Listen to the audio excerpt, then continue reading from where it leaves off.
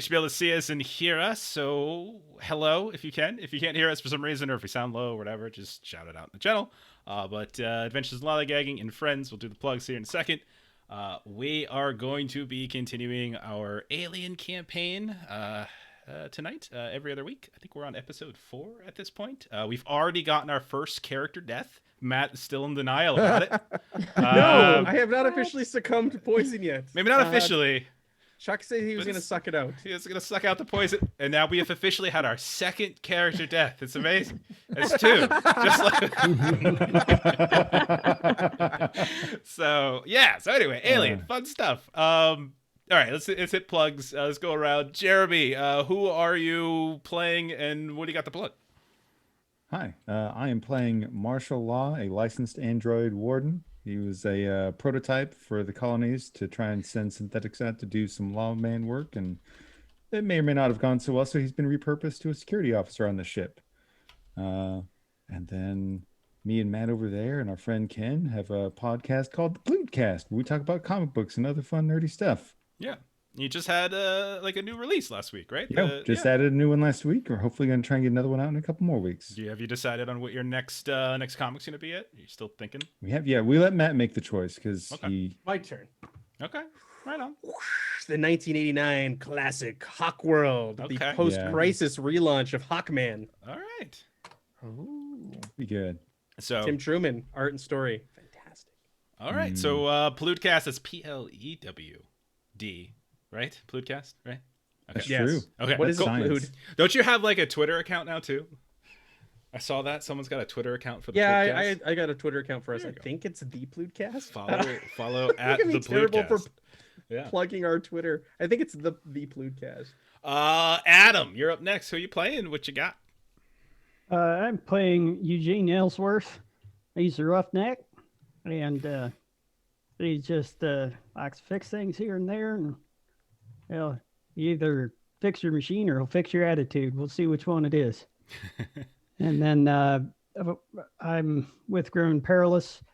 Thing I'd like to plug is the Radiator RPG podcast that we have going on. It's exclusive to our Patreon, but we released 10 episodes of that for everyone to hear, see if it's something they'd be interested in. And if you want to check it out, please do. I'll drop a link in the chat. Okay. Melissa, you're next. I am Melissa with Adventures in Lollygagging. Tonight I am playing Ada Clover. She is a scientist, kind of scatterbrained. And for our group, you can catch us playing this game every other Monday. Every other Monday from that, we play Vesson, and on the weekends we try to play Mutant Year Zero Gen Lab Alpha. Yep, we got a game of that on Saturday. This Saturday we're getting back to Gen Lab. Jen. Hey everybody, I'm Jen. I am playing Dr. Veronica Marsbar of Wesson tonight. She's the ship's medic. I do some Twitch streaming on my account Pixel Prowler, and I'm part of the Grim and Perilous Studios. Okay. And Matt.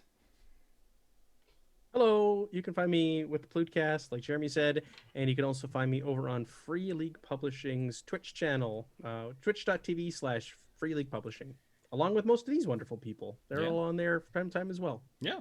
And I'm playing Bud McCall, the captain of the ship, and I don't think I'll be playing him very long. I think this is his last session. He's going to succumb of poison. Playing is a very broad term for what you'll be doing with him tonight. Yeah. My last session is Bud McCall. You could definitely stay calm when you're dead, and follow Jeff's advice down there. Okay, and Chuck. Oh my gosh! Hi, I'm Chuck, Defenders of Kobold. You can find us twitch.tv/Defenders of Kobold. I also do stuff on Goodman Games Official and Free League Publishing. We have a zine out, Dan Dies in the End, and we are days away from our Halloween special edition and weeks away from number 2. So yeah, it's great. And I'm playing Frenchie, the pilot, who will be there to witness the captain's death and then be promoted to captain. So it's going to be great. There you go. That's interesting. I like to feel like there's a sort of like a bro love triangle between Marshall, Bud, and Frenchie. Like, and it's just like, and Bud's at the center of it, and it's like, who will he choose? And then he dies, and so he doesn't have to choose anybody. Like that's Ooh, that's what wow. happens. Yeah. Jeff too. We have very clear. It's not old Jeff, and then J Nov old Jeff. It's very clear, very clear. Mm-hmm. Not old Jeff and old Jeff. Yes, it's Yeah, incredibly yeah. clear. I'm not old Jeff. He is old Jeff. Yep. Done. Simple, easy. It's how it works. We established that on DOK a couple months back. Yeah. Yeah. Mm-hmm. All right, so let's get going. We quick little summary. So you all have you took a job. You went out to Tanaka 5, NN346-5, and you were delivering about 200 colonists to a fledgling colony on this desert landscape planet that's way out in the America arm of the frontier, and en route, kind of hijacked. Some stuff happened. Some androids and some mystery folk showed up and messed around with some of them colonists, and you made it. But everything was all right, sorta, kinda. And then you made it to the colony. Got penalized for being late, or at least might get penalized. But then again, Bud's about to die, so the split's going to be even better for everyone. So honestly, I think everyone's kind of, probably on the better of it now. And while you were here, like one of the other small little wrinkles that you had to do for your contract was deliver a special set of cargo. These 4 large, like 10-foot long, 3-foot deep, 4-foot wide, something like that. Large crates, specialty crates that no one ever looked in, thought about it, never did. And you went out into the wild to deliver these to this sector on the planet where no one's supposed to go, because it's got like all sorts of geological instabilities and such. And along the way, you ran into some trouble. There are these scorpion creatures that are indigenous to the planet that apparently had waylaid a man by the name of Harwood Jones, who was doing some surveying with a couple others. And his car was kind of blocking the road as you were trying, the path that you were driving. And so you got out, try to help him. And then you got ambushed by some scorpions. Bud got killed. And and you all managed to kill the rest of the scorpions. But Frenchie and Veronica and Bud basically hijacked this small little car and just sped away. Trying to race Bud back to the colony grounds because he was infected with a very strong and virulent poison from these scorpionids that likely will kill him in short order if something is not done. And the rest of you, so that would be Marshall, Big E, and Clover, you are left with this NPC by the name of Harwood Jones in the middle of nowhere as night came. You were like hanging out inside of this sort of kind of like a semi-truck basically, and lo and behold, these lights just started appearing, and these dudes in ape merc suits came out, and some Wayland Yutani representative came out and started inspecting the crates to see if there was any sort of breaking of certain seals. There was not, yes, and that's probably a good thing. And they all also checked all of your identities. And when they found out that Harwood Jones, your NPC friend, was not one of the assigned crew for this task, they just blew his head off right there in front of you. Took the crates, left, and yeah. So that's where we're going to start. We're going to start. This is basically like, I don't know, 11 o'clock at night or so, we'll say. It's been probably a couple hours since your crewmates just completely abandoned you. So Marshall and Biggie and Clover, let me set the mood a little bit. Let me set the mood with some creepy music. So here you are on this alien planet in the dark. If that music's too loud, let me know. And you've got this dead body, this basically headless body of a colony worker, a surveyor and water filtration expert. What are you 3 doing? I mean, I've got a high beam flashlight, and there's no reason to have something here to attract for the predators, so I'll just start cleaning. Just nonchalantly, because it doesn't bother him. Did you see that? They shot Harvey. They did. Right in the face. Yes. That was unfortunate. Well, that could have been any of us. No, they scanned us. We were who we said we were, and we didn't open the packages. Man, that's a lot of brain. Yeah, there's quite a bit of brain then. But, I mean, so what? You're going to clean this up and then do what? Well, I'm going to get the body out of the car. I don't know exactly what attracts those scorpion things, but I figure having a dead body in the car... Well, yeah, I'm going to chuck him as far away as I can.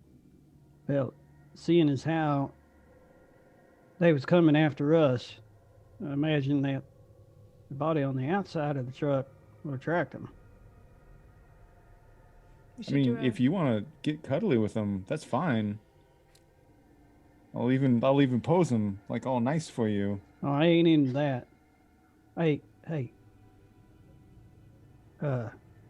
Clover, you're the smartest one here. What should we do? I think we should drag the body as far away as quickly as we can and clean up what's here. So we'll leave the cleaning bot to clean, and then we'll take the body somewhere? Quickly, yes. Okay. How far away from the loader do you want to get?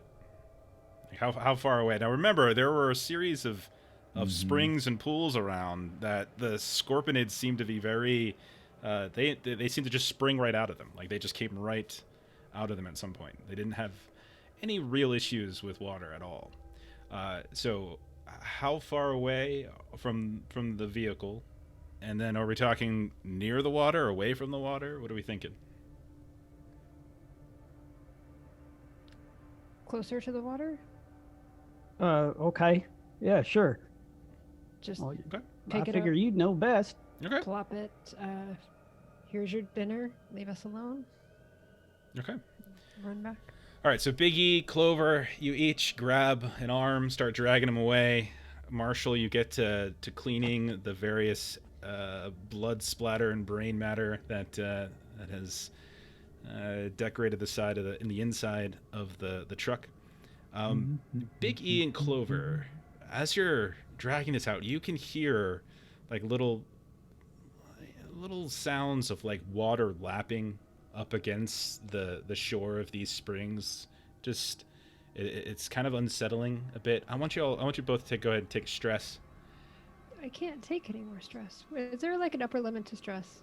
15 I think is when it's like kaput. Okay. Yeah. More than halfway. Okay. Oh, you only have like what, 8? Oh, that's nothing. So Majewski, I was sitting on like 11 or 12 for so long when we were playing Destroyer Worlds. Yeah. Okay. So both of you go ahead and take stress, and then while you're out here, go ahead and roll observation tests. That is true, Christopher. I think we're actually upper end is maybe 30 at this point. The things we can take. Okay. I got a success. So Biggie, go ahead and roll your panic twice. Oh, that's a display error. He's got to fix that. Panic twice? Yeah, it says roll panic twice and pick the worst result.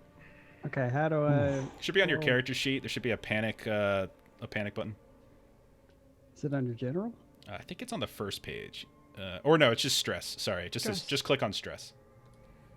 Where it actually has the word stress. Okay, so let's see. Looks like the first one, roll of 8. Second one was roll 6 or more. Panic level has increased by 1 step to level 9. Okay, let's say it's sort of a weird display. Roll 6 or more. Huh. I'm gonna say you're gonna drop an item. Oh, I think that's saying roll 6 more panic as in like the other people around. I don't know. I think your PC's panic level has increased by 1 step to level 9. So what is your so Okay. so you go so basically go up one stress, and then I think you lose an item. I think that's what that is saying. I'll have to reword that. Okay. Okay. Now while you're out here, and you're dragging this, in addition to like the lapping of the water, Clover, you notice in the distance to the east, to the northeast or so, you suddenly see these like 5 red lights just begin to start pulsing a little bit, and they grow quite bright. And for about 30 seconds or so, you just see them pulsing and pulsing and pulsing with this kind of bright and regular frequency. And then after that 30 seconds, they stop, and you don't see them anymore. And they have. So how close are we to the pool at this point? You said you're moving the body there. So if you're moving the body there, you're fairly close to the pool. And Okay. but then way off in the distance, we're talking miles away. It's dark. There's nothing around. Relatively flat land to the east and to the northeast from here. You can see those lights just flashing, and then they go away. Okay. Any sort of pattern to the flash? No, just like intermittent, like probably about like a second pulse, and then a second pulse, and then a second pulse. That's about it. It didn't look like it was just sort of the same pattern. Okay, so then the two of you drop the body off. You head back, get into. So now that you have a relatively clean cab and the dead body of this poor man is by the water, what do the three of you do now? You don't know when they're coming back. Hey, we took care of Harvard. All right. Well, Shit, I lost my flashlight. it's okay. I've got one. Wait. Do you need it? Well, what I'm thinking is neither of you are much of a shot. I don't need to sleep. So rest up, Buttercup. I've got this. If you're going to stay awake, you should probably know that I saw some lights off to the east.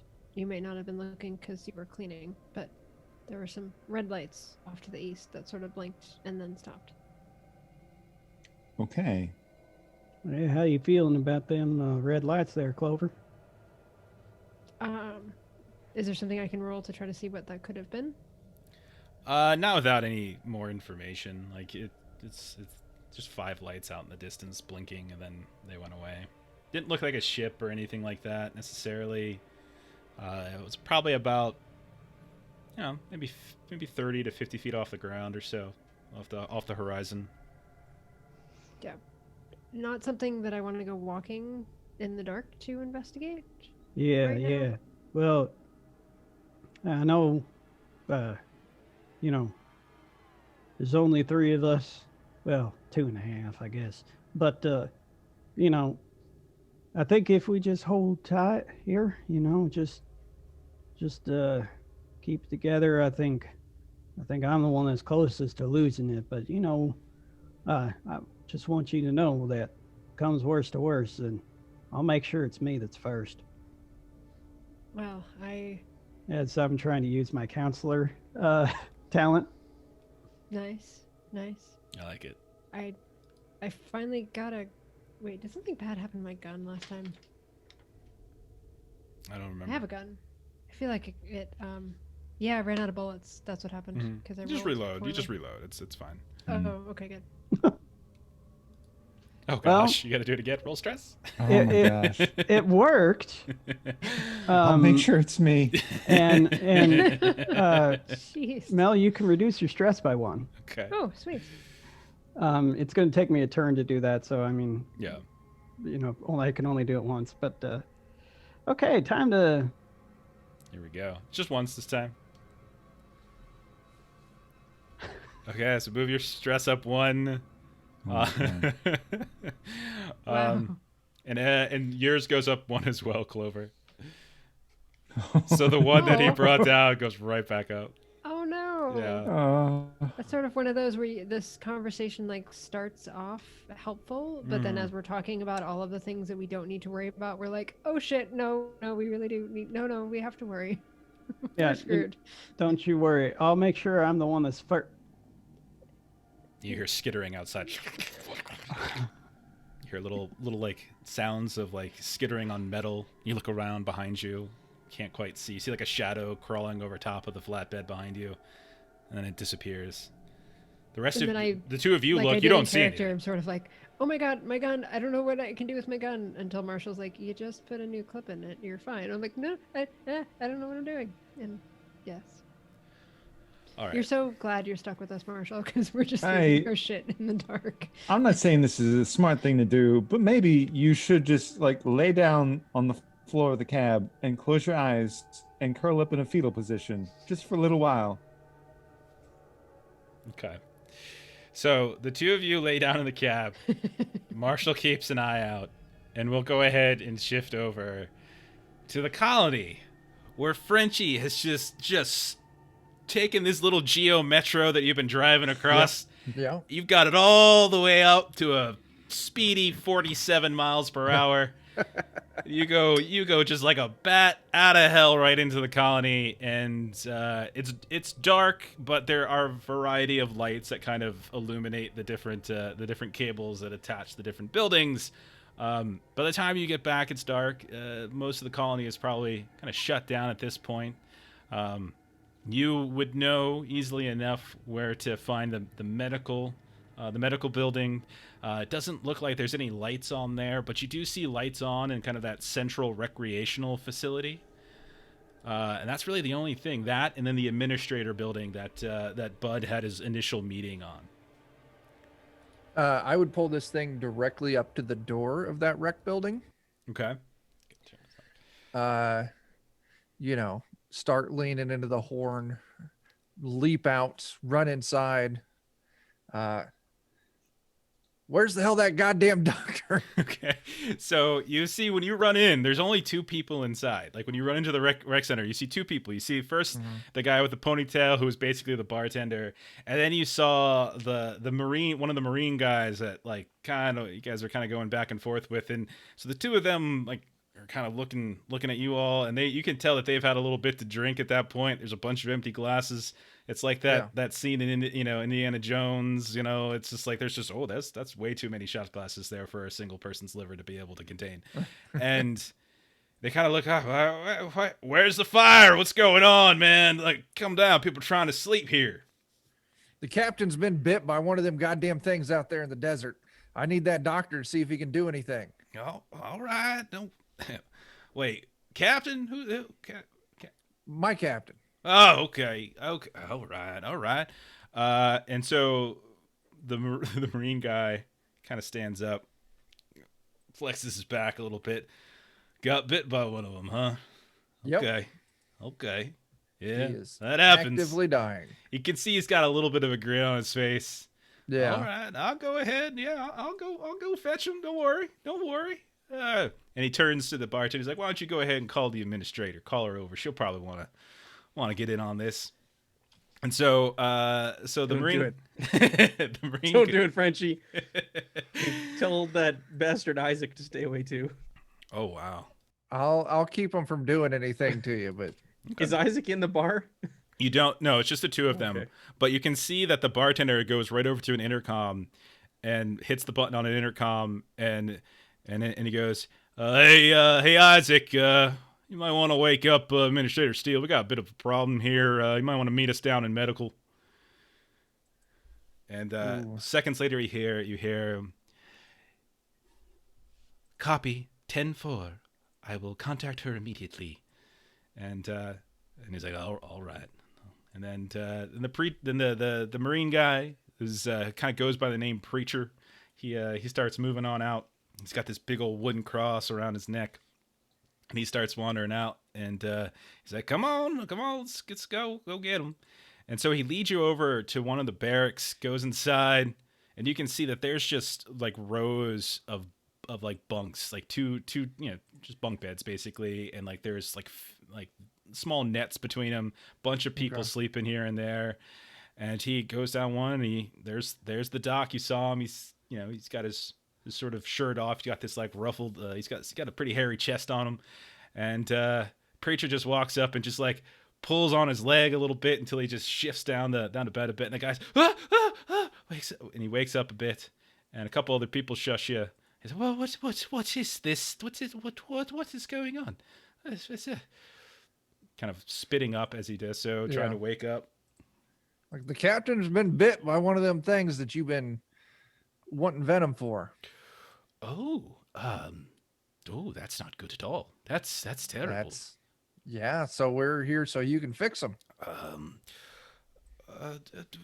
Okay. And he's kind of reaching over slowly, like, just let me get my shirt on. And he's like kind of slowly putting his clothes on, putting the jacket listen, man, on. you don't need all that to save his life. Come on. It's kind of chilly. Oh, let me get this. Oh, my glasses. Oh, I can't see. I'll give them. it. You need those. Okay.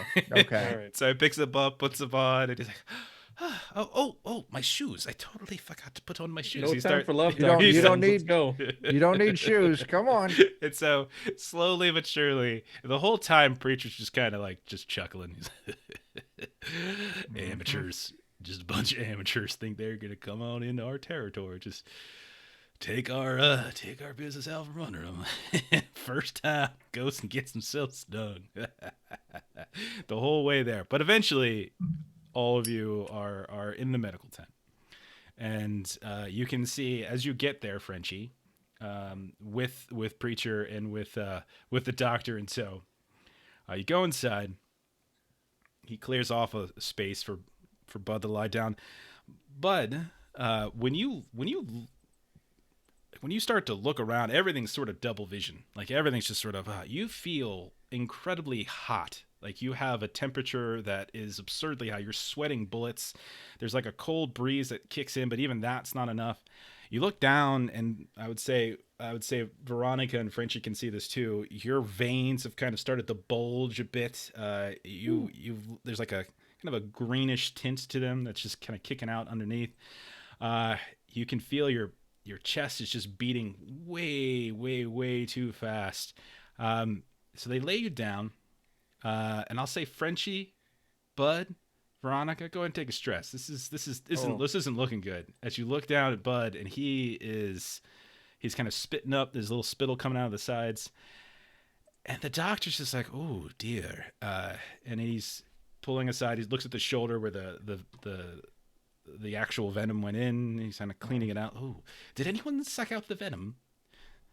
Just kidding. No. It's a little joke. It's actually really bad. Don't do that. It'll just infect you too. Yes, it's good. It's very smart. It looks like that the wound isn't enough to kill him, so that's good. The trauma wasn't too significant. It seems to have avoided major arteries and such.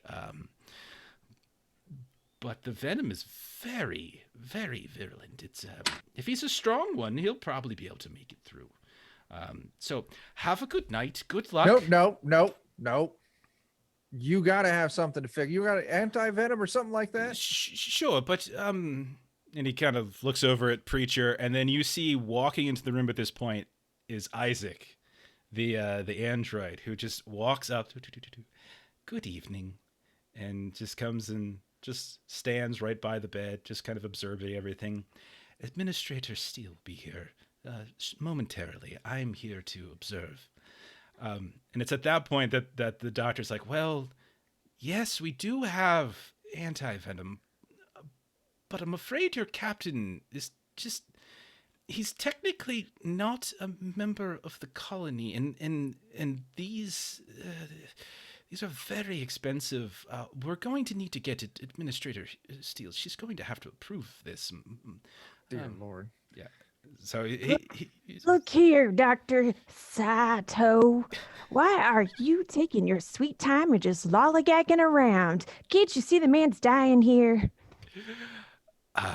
Yes, I can, but this entire operation is funded by the company, and this is the type of decision that I'm afraid administrator is going to have to make. And he kind of looks over at David, and David's got this like. You would swear he's got this tiny little smile on his face, and then just kind of looking down, he starts poking a little bit at Captain McCall. Stop it! How does this feel? Stop it!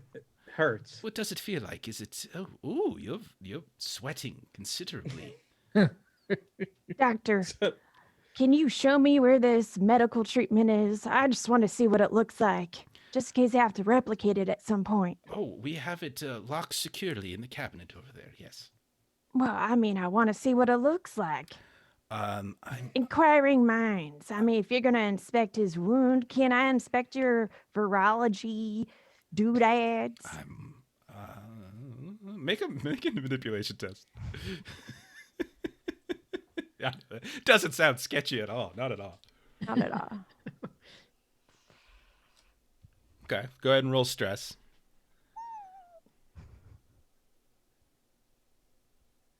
Okay. I'm always dropping items. So It doesn't matter what game You I'm drop a in. gun, it shoots, fires, kills the doctor. Boom, he's Oh done. no. Oh, I don't have no. any weapons. I let's just have see. medical supplies. Okay.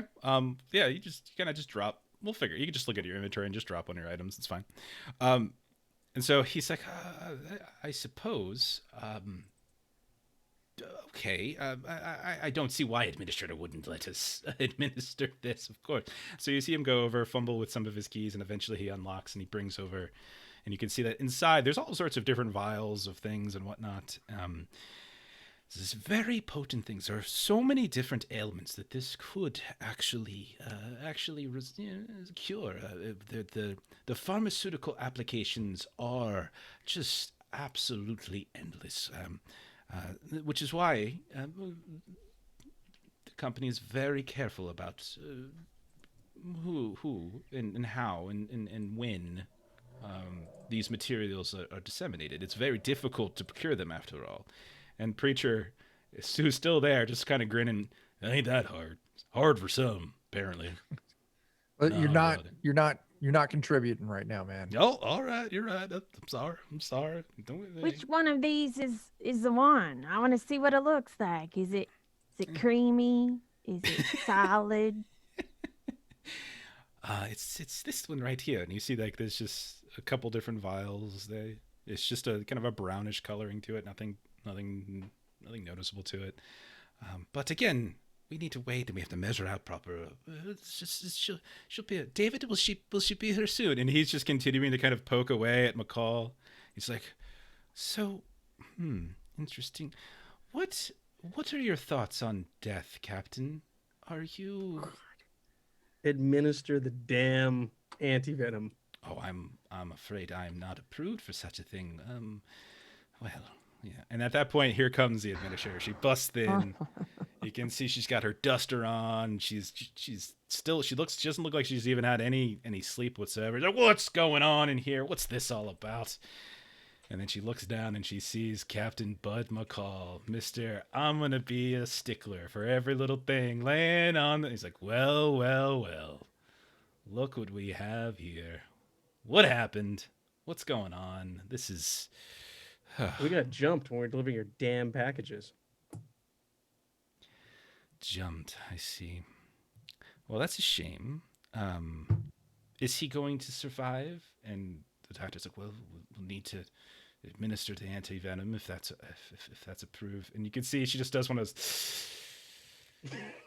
I'm afraid, Captain, we're going to have to take the cost of that out of your payment.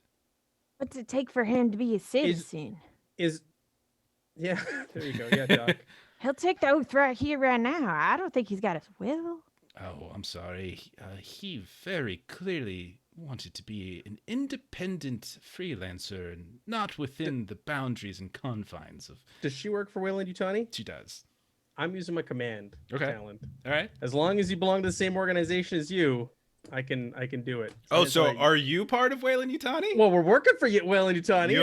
You are an independent contractor who has taken on a gig for Wayland Yutani. So then can I command the Doc if he's an independent contractor? Oh no, he's an employee of the colony. He's an employee of Wayland Yutani.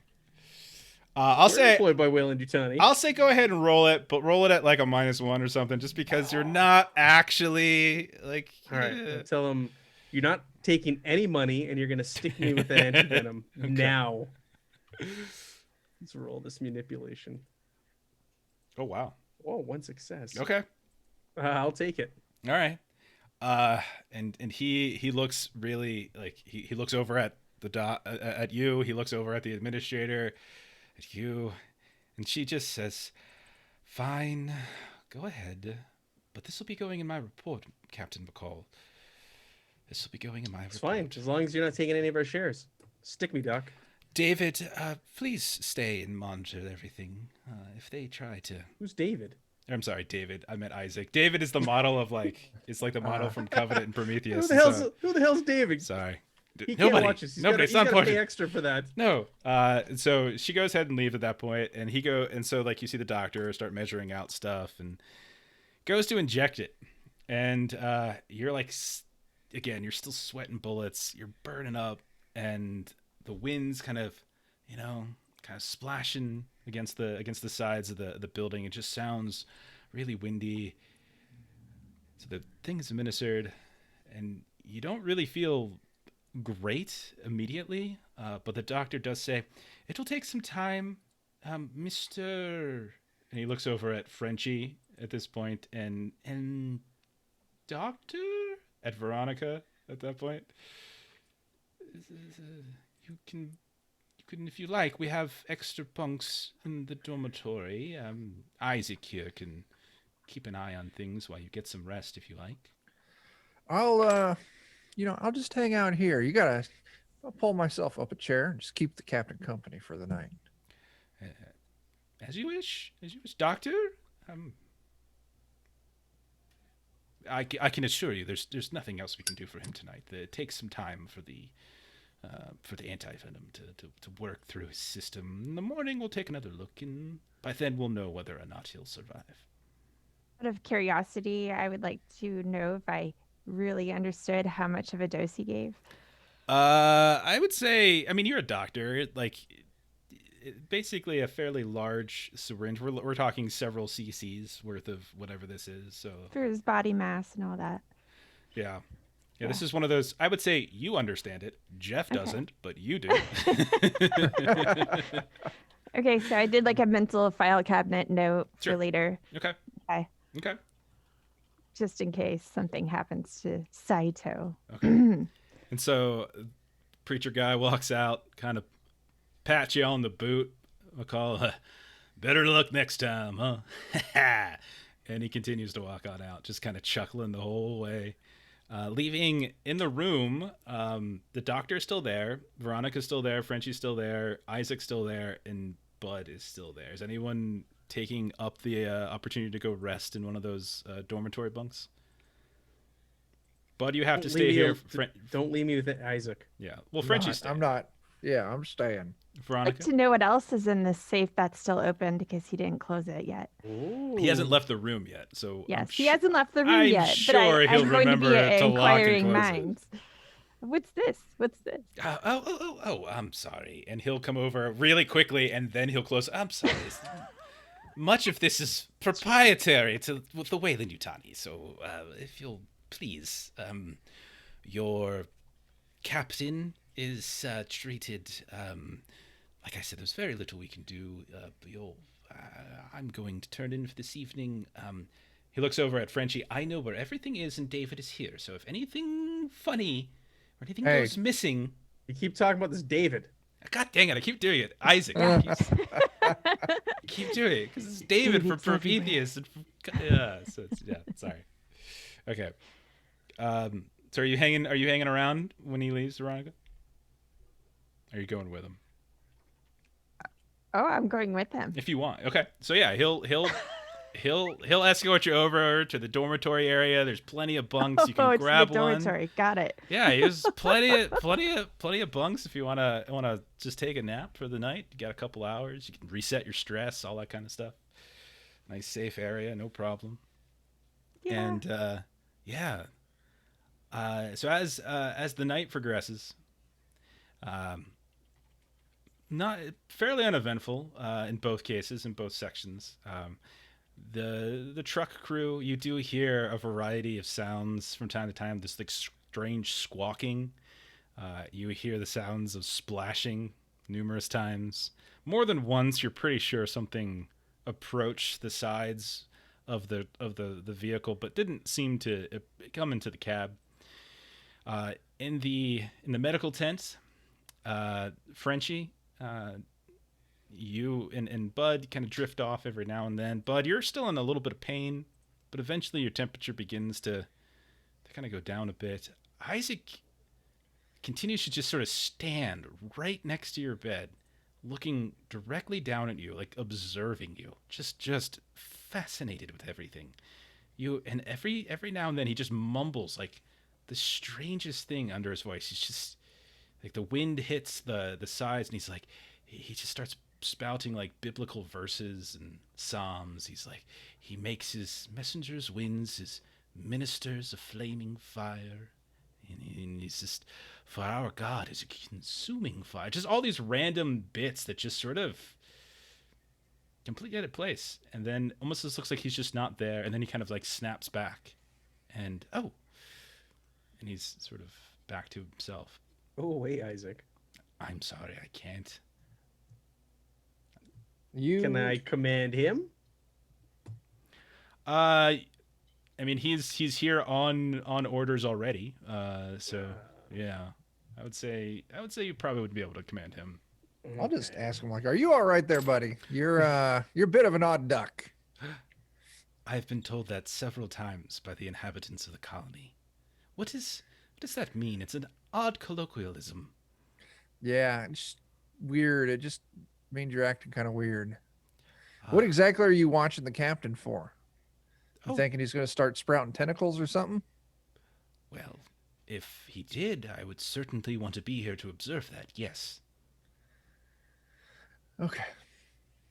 I'm just here to ensure that nothing odd happens to his treatment, making sure that there aren't any mutations or bad side effects.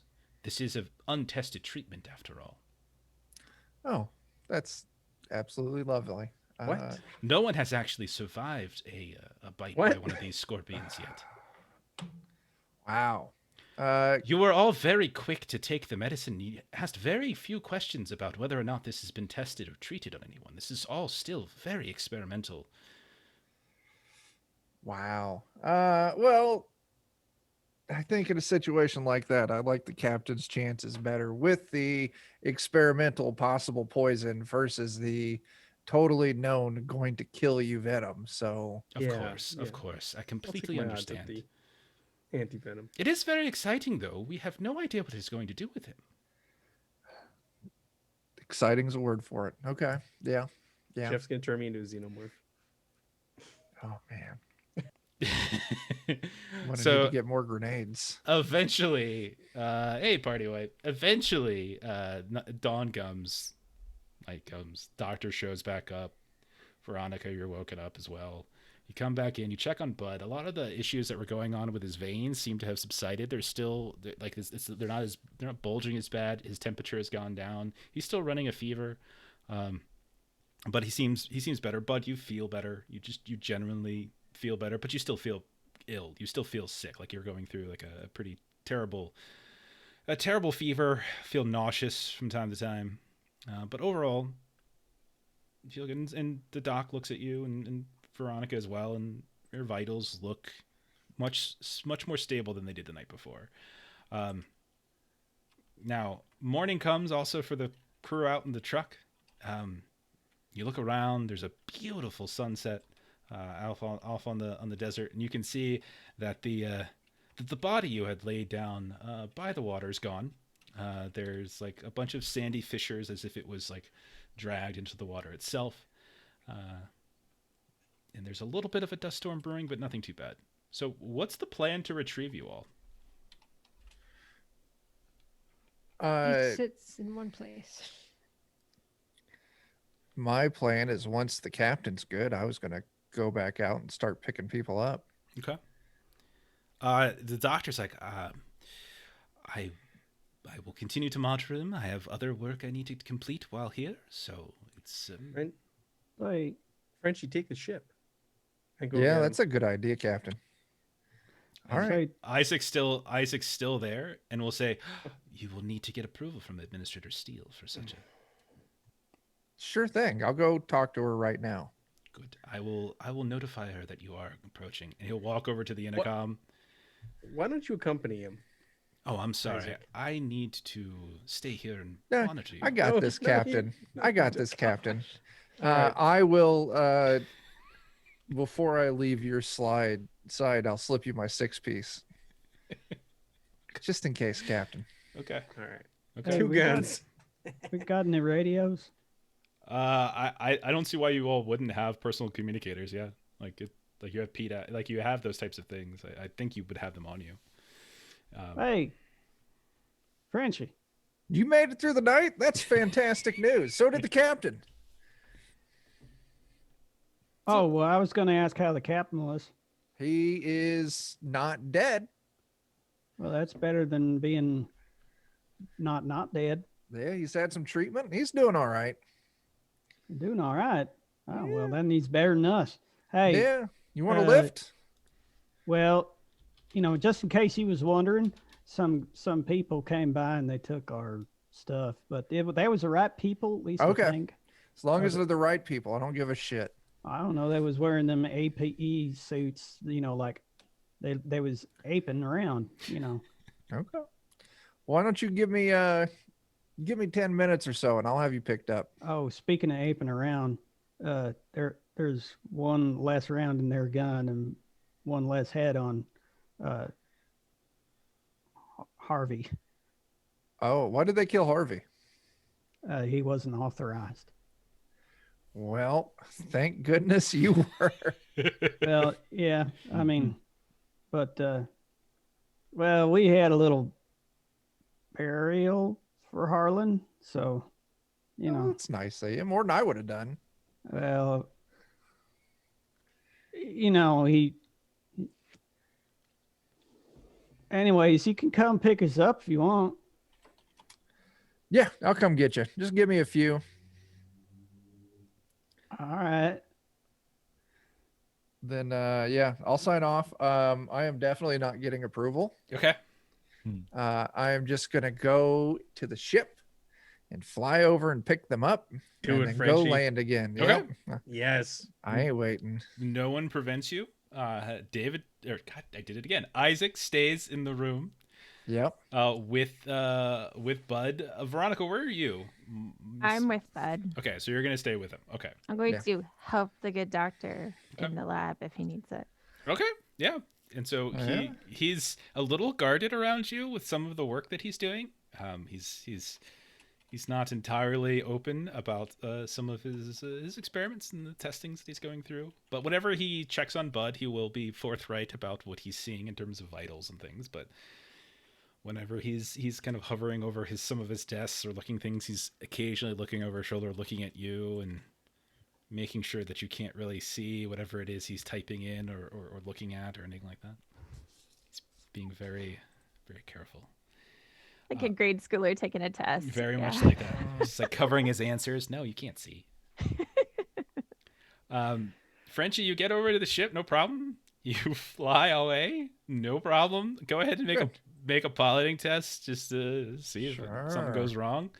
I would say, by the way, you would be able to sort of reset your stress because you had a nice sleep, so you're Okay. fine. Yeah, I will gladly reduce that 7 to a 0. yeah, it's How fewer about those chances of to us be that success. Slept in a fetal position in a car. How about Bud? Is his stress gone down at all? Oh, that didn't. I don't think Bud had a particularly good night. So All I right. think I Bud's had to gonna. ask. That's fair enough. We'll say those of you, we'll say Biggie and Clover, cut it in half because it was like we'll say cut it in half. You can cut it in half. I think it's still kind Round of up a or stressful. round down? Round down. Okay. Yeah, Frenchie, you take off, no problem. Buzz the tower a little bit on your way out, and off you go. And within seconds, Administrator Steele is on the radio, and she is just like yelling at her top of her lungs, like, "Who the hell do you think you are? What are you We didn't talking give about? you clearance. You didn't have any clearance." Wait, Isaac said I could go. Roll a manipulation test. Roll a manipulation test. Do I? Yeah, I can do that. I'm not good at it, but I'm going to do it. I will push that too. Go for it. Definitely. Yeah, no. You do. You got a roll stress, but you're fine. You only have one, so that's what we do. Yeah. So she's like, she does not buy that at all. Uh-huh. Isaac wouldn't do anything like that. Turn your ship around at once. You're in violation of colonial law or policy or something, and you're risking forfeiture of your entire payment. Yeah, sure thing. Do you actually turn around? No. Okay, you keep going. That's what I thought. Yeah. All right. So it doesn't take you long to find them. Like you Mm-hmm. travel way faster in your ship than you do in a Geo Metro. Yeah. And eventually you see the series of springs, and you can see that there's the big old cargo lifter is right there in the middle. You can see that apparently they're still there. You can communicate with each other just fine. The rest of you see this thing coming. It's loud and it's huge. There's no immediate place to put this down, like on the road or anything, like on the path, but you can find a place, and I won't make you re-roll another Can piloting I test. just hover so they can just hop on? The ship is pretty big. Okay. It's okay. like I think it's something like 300 meters or something like that long. Oh, Like wow. your ship Okay. is really Yeah. big. Yeah. Okay. Or we could do like XCOM where they lower down the rope and we just zip up. Because I'll find some place nearby to set down. Okay.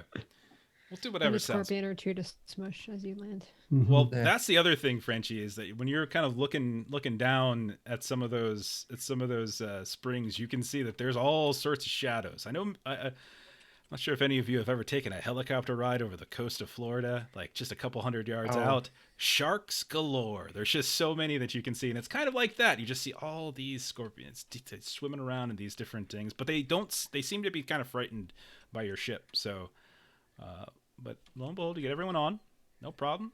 Everyone gets on the ship. You start flying back, and when you land, are you gonna? I assume you're gonna land back at the colony. Yeah. Okay. Yeah. You land back at the colony. The minute your ship comes down, she will say into the radio, "What is your name, second officer, pilot? What is it again? They call me Frenchie. Come to my administration building at once. At once." Sure thing. Okay. Do you go, or do you just go get Bud? No, I go get the captain. That's what I think. That's what I assume. So you go. So what are the rest of you doing? Marshall, Biggie, or Clover? I assume Frenchie's probably fills you in on everything on the way back. Doesn't take long. Yeah, Biggie's just gonna stick with his buddy this whole time. Okay. I'm almost tempted to go to her office in your stead. No, I mean I understand, but like if I hear you even mention them, like, no, come on, let's just get the captain and get out of here. Like, fuck this dirt ball. I know you're into some weird stuff, Frenchie, but no. Hey, don't we gotta get paid? I feel like people like that don't enjoy being ignored. We've already had complications. Hey, you want me to go get payment? Sure. All right. So I'll go. Okay. Does anybody go with Big E, help? or is he going by himself? I'll go with him. Okay. So Big E, Marshall, you're heading over. Clover, where are you headed? Are you going with Frenchie, or are you going with the? I'm gonna go look for my doctor friend. Okay. So you're going with Frenchie then. So he's going to the same place. Okay. So so those of you who get to the medical tent first and everything, like Isaac's in there, Bud, you're continuing to feel better and better every hour. You're just feeling better and better and better. It's kind of everything's great. I mean, like you feel really, really good. Like it's just you still got some kind of weird discoloration on your arm here and there and a little on your face, but everything other than that, you just feel great. You feel actually pretty kind of little, almost like you got like a vitamin B12 shot or something. You just feel just Almost little like bit. I don't have any stress in the world. Yeah, like you go ahead and take that stress off now. You feel a little better. Oh wow. And The minute you walk in, you can Frenchie and Clover. Isaac says. Isaac moves over to the intercom, hits the little intercom. Administrator, they've come to the medical tent. What are your instructions? And at Clover's gonna yell over. We sent people to talk to her. You can tell her there's a couple on the way. And he looks over at you. Administrator, apparently there are some that are coming to see you now. Please instruct if there's anything you need me to do. And then he just waits by the intercom, which is also by the door, and just sort of like folds his arms, just kind of sits there. Meanwhile, the doctor, Saito, right by him. So he lets you go by. Like, it's not a problem. He if you want to go by, he just watches you go. No problem. Marshal, Big E, you get over to the administrator building. He's not there to answer the door, so you just kind of come in, and there's the doors open to her office.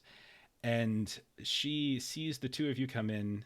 You're not the one who flew the ship. I want the one who flew the ship. That reckless and asinine. He's the worst. Hey, I'm not the one, but I'm not the one who's so far away.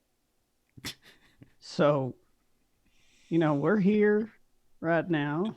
Name's Biggie, but sorry, that's my nickname. Name's Eugene Ellsworth. It's a pleasure to meet you. What's your name? And I'll hold out my hand to shake hers.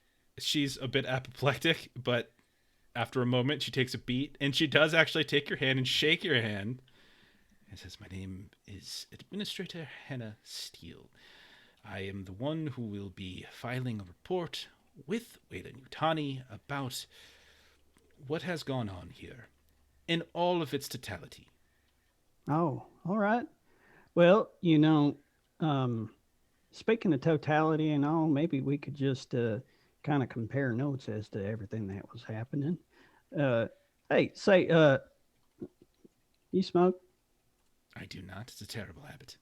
Okay, well, I won't do it in front of you then. I know you quit. So, anyways, I just wanted to thank you for your hospitality. I mean, it was real nice of you to let Frenchie come on out and pick us up like that. We was in a bad way, and I just Frenchie did not receive clearance to take the ship out towards the geological instability. Oh, don't worry, I'm picking up what you're putting down. But still, it was awful nice of you to let us do that. Now, you see them boys in those ape suits. They came and they got what they needed, and it was all done. You can ask them. It was all there. Nothing open. Be very careful here, Mr. Big E. Hey. E. Well, Eugene Ellsworth is my name. Eugene, your next words here should be spoken very carefully. Well, I was just thinking that I wanted to thank you for all your hospitality and all that, as we was going to be getting on. Why we had such a good time here, just hanging out in the bar, doing nothing else. And, we just like to see about securing and settling up.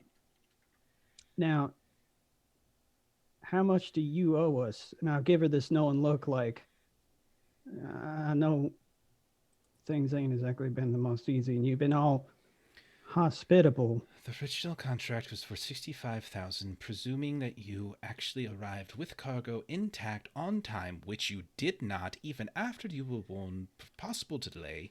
Then, while here, I had nothing but an awful experience dealing with your captain, and even worse experience dealing with your pilot, or whatever you call that thing of a man. Oh, he's just Frenchie. I mean, you know Frenchie and their manners. I like you. You're completely right. She kind of looks at you, tilts her head a bit, considers you for a moment, and kind of goes back to talk. Like, it was interesting, and goes back to talking to Big E. Big E, Eugene, Mr. Ellsworth, whatever you prefer. Hey, you can call me whatever you want, as long as you just don't call me late. I'm going to mark in my notification to Wayland Utani the numerous ways in which your group has flagrantly disregarded the rules and regulations of the colony and the contract with which you rightfully entered. And they will go ahead and decide to do as they please with the compensation that they provide. Well, what if we was to continue to receive your nice hospitableness that you was offering, and that report says whatever it is, if it could look nice, yet we was still paid like we didn't do that well, and your colony would get the funding it needs. Marshall, are you adding to this or anything at all? I think he's just enjoying watching Big E like stew. In a weird way, Marshall's just kind of being a jerk and just watching this. Shane loves asking you to kill someone, Marshall. Yes. Now I know what sort of situation we put you into, and I know my friend's the best, and Frenchie's he's my bestie and all that. So I get it. He's a handful. So I was just wondering if there's, if you could find it in your heart, Roll manipulation test. Oh my goodness. Oh gosh. I got a success. Did you really? Okay. You did. She'll exhale. She'll do. And she'll sit down into her large plushy administrator chair. And she says, perhaps, Mr. Big E, perhaps something could be arranged. All right.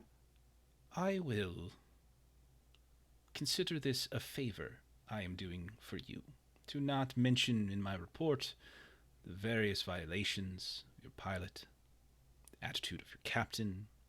Yeah. But I don't offer favors without wanting a favor in return, and at some point I will call upon that. Do you understand what I'm saying?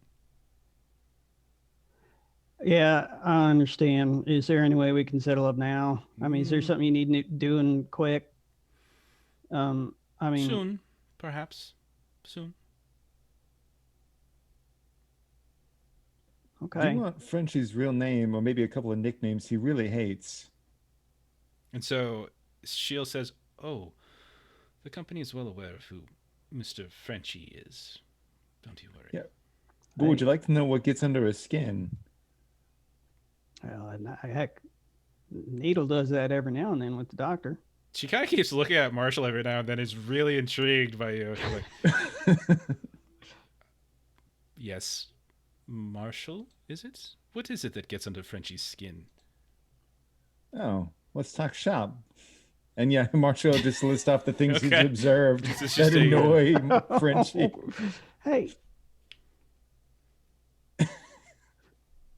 Like, Biggie will protest, but he realized that that's not really going to Okay. fix anything. So, Return to your ship. I'll be in contact shortly. But you are not to leave until you have been given clearance. Is this understood, Mr. Big EE? oh, sure. Now, just to finish up on that question, how much do you owe us? So I can tell. As I said, the original contract was for 65,000 credits. Yeah. But how much are we really seeing? We'll see. All right. Well, then,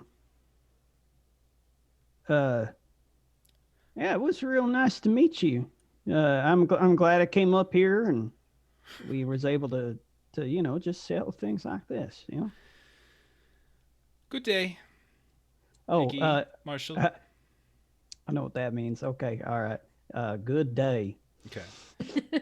So you two leave. You go meet up with the rest of them. You guys are all in this medical tent at this point. What do y'all want to do? Shove Isaac out a window. It's Like a tree. okay. Yeah, let's Hey, get out of here. so I got some news.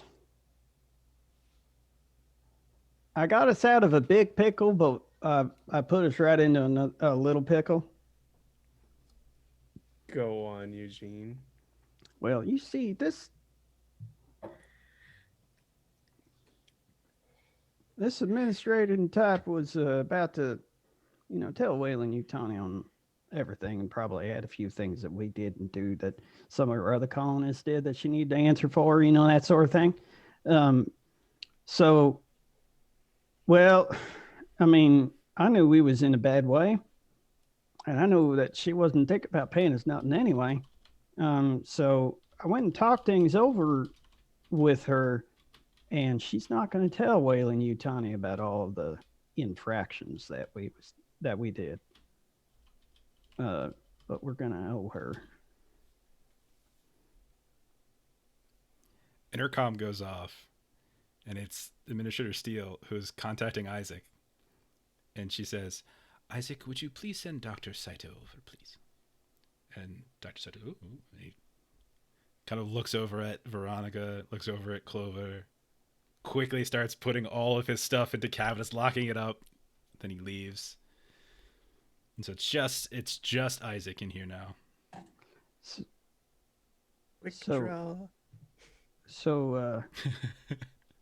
I feel like I was going to get further along, but then I got good dayed. Say we just get to the ship and get ready to get out of here. Well, that's one of them stipulations. We can't leave right away. Why not?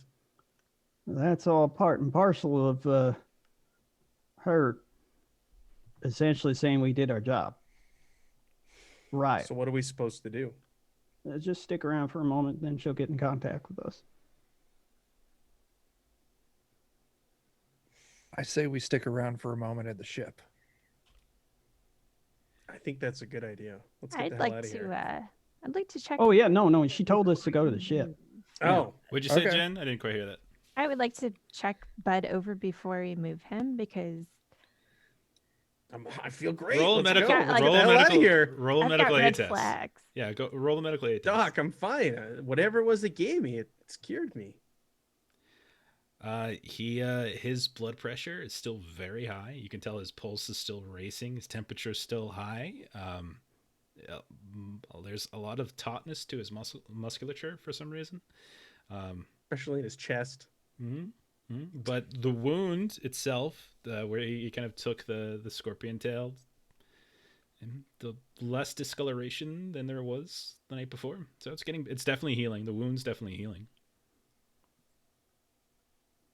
Yeah, I don't trust this at all. Doc, grab some drugs and let's get out of here. I'm gonna look around for some blood then.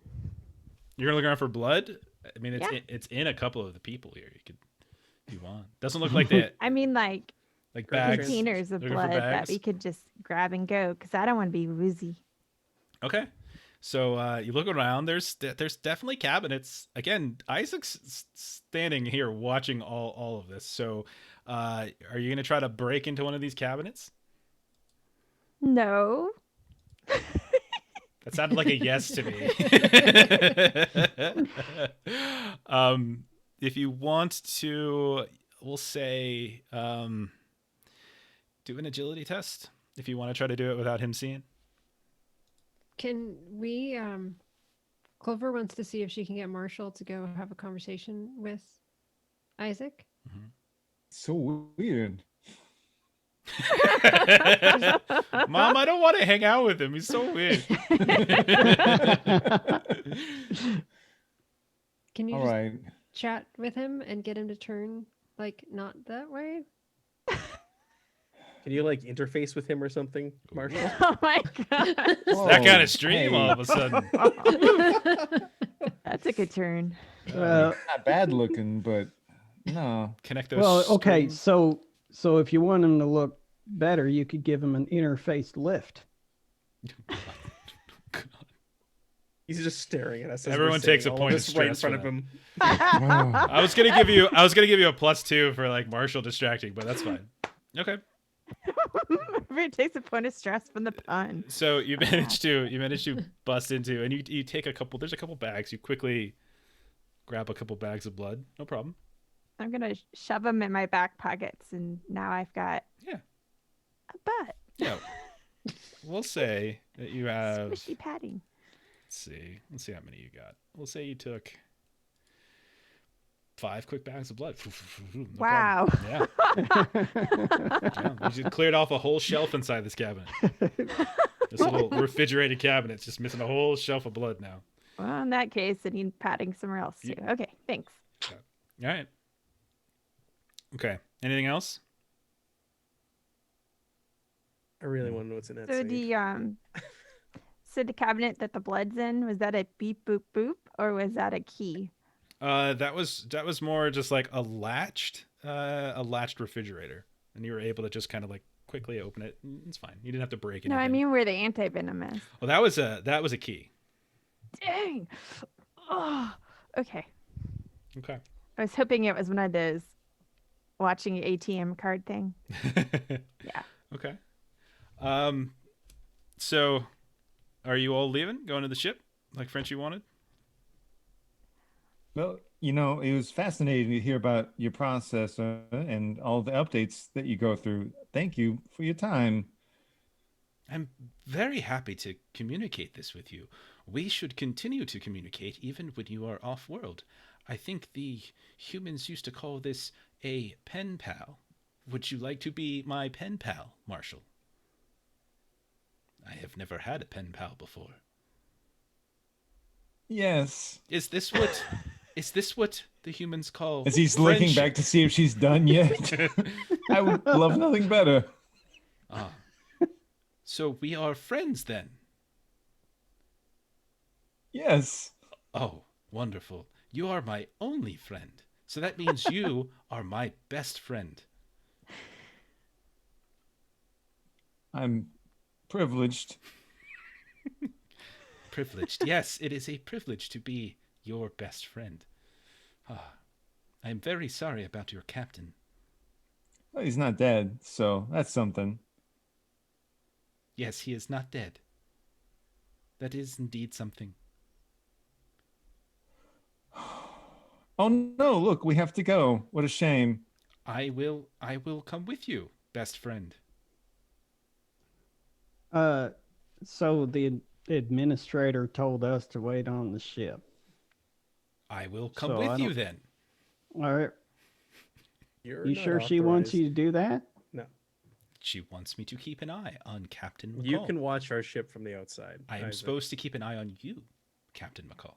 Well, I'll stand in front of a window. Do not know if that qualifies for And observation. I'll be right next to him, bestie. Will you? Do you You're promise? Do you promise to observe carefully, and if any abnormalities occur, will you contact me or Administrator Steele? Of course. Roll a manipulation test.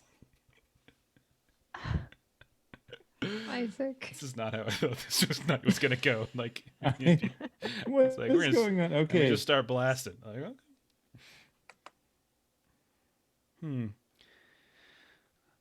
I'm sorry, best friend. It is not that I do not trust you. Of course I do. I am just not sure that second-hand information would make Administrator Steele satisfied. But it is fine. I will come with you.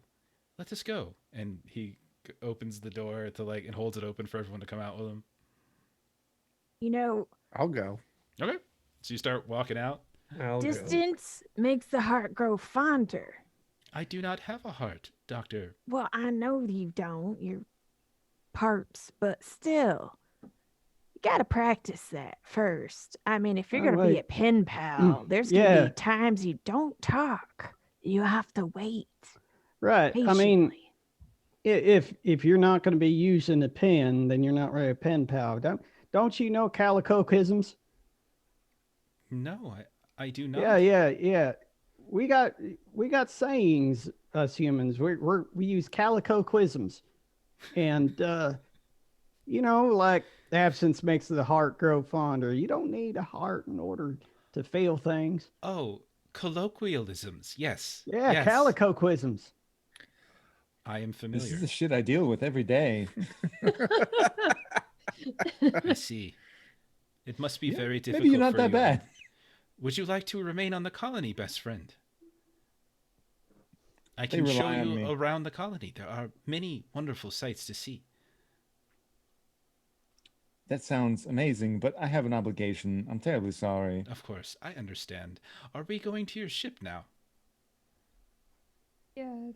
Okay, so he starts walking with you, right next to Marshall the whole way, Dear. and you start to load up onto the ship, and that's when you hear behind you, doctor, and you turn around, you can see there's Dr. Saitu kind of running after you all. Like, wait, one moment,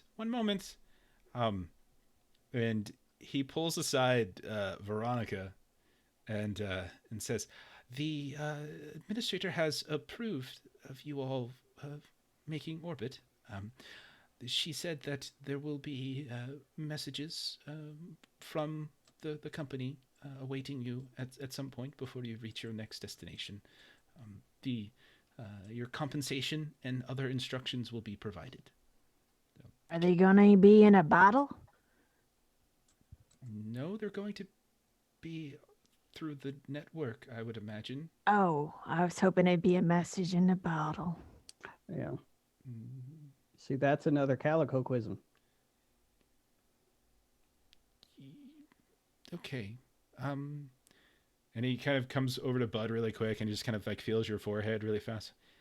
And he kind of looks at some of the skin, the veins that are still kind of not quite fully recessed from the bulging that was happening in the early morning hours. Whatever you gave me, Doc, I feel great. That is good. Tell me, are you having any complications or any? No. Oh, fascinating. I'm going to interject and tell him all the list of things that I discovered about him that's off still. Like that blood pressure, the heart rate. All of that is to be expected. The venom is very very vicious. It has a very profound effect on one's circulatory system. It's actually quite amazing that your captain is still alive, in fact. You must have a very strong immune system, Mr. McCall. Whatever you call it, Doc. Well, It's doing its job. Very fair. I will look forward to speaking. Hopefully, sometime in the future. Nope, we're never coming back. Doctor, I'm sure I will publish my research at some point, and you will be able to read it, and it'll be. Have a very good Clover trip. will sort of kind of put her hand up and lean over to the doc and say, would it be a good idea to have a little more of the antivenom in case I was his just gonna ask. recovery slips a little? Oh, I'm afraid any more would likely kill him just as quickly and easily as the venom itself. But have a good flight and trip. Oh my Goodbye. Hey, I stubbed my the toe road. back there. Could you take a look at it? No. And he just He's a goes, foot doctor. Hey. My toe. I am not a podiatrist. And then he just turns around and storms off. Marshall, your best friend looks at you. Well, best friend, I suppose this is goodbye. Shall we hug as the humans do? And he starts to like mechanically start reaching around you at this point. Silly. Better That's do a it. weakness reserved Do for it, the flesh Marshall. bags. Do it. That's an order. Oh, You're strong. You're better than that. yes, you are right. I am stronger than them. I am better than them. Yes, we are better than them. It's true. And he kind of, this dark look he gives to like the rest of everyone around. We are better than them. Have a All very right. Have fun. wonderful flight. And he sulks away, sad. And you all hop on your ship.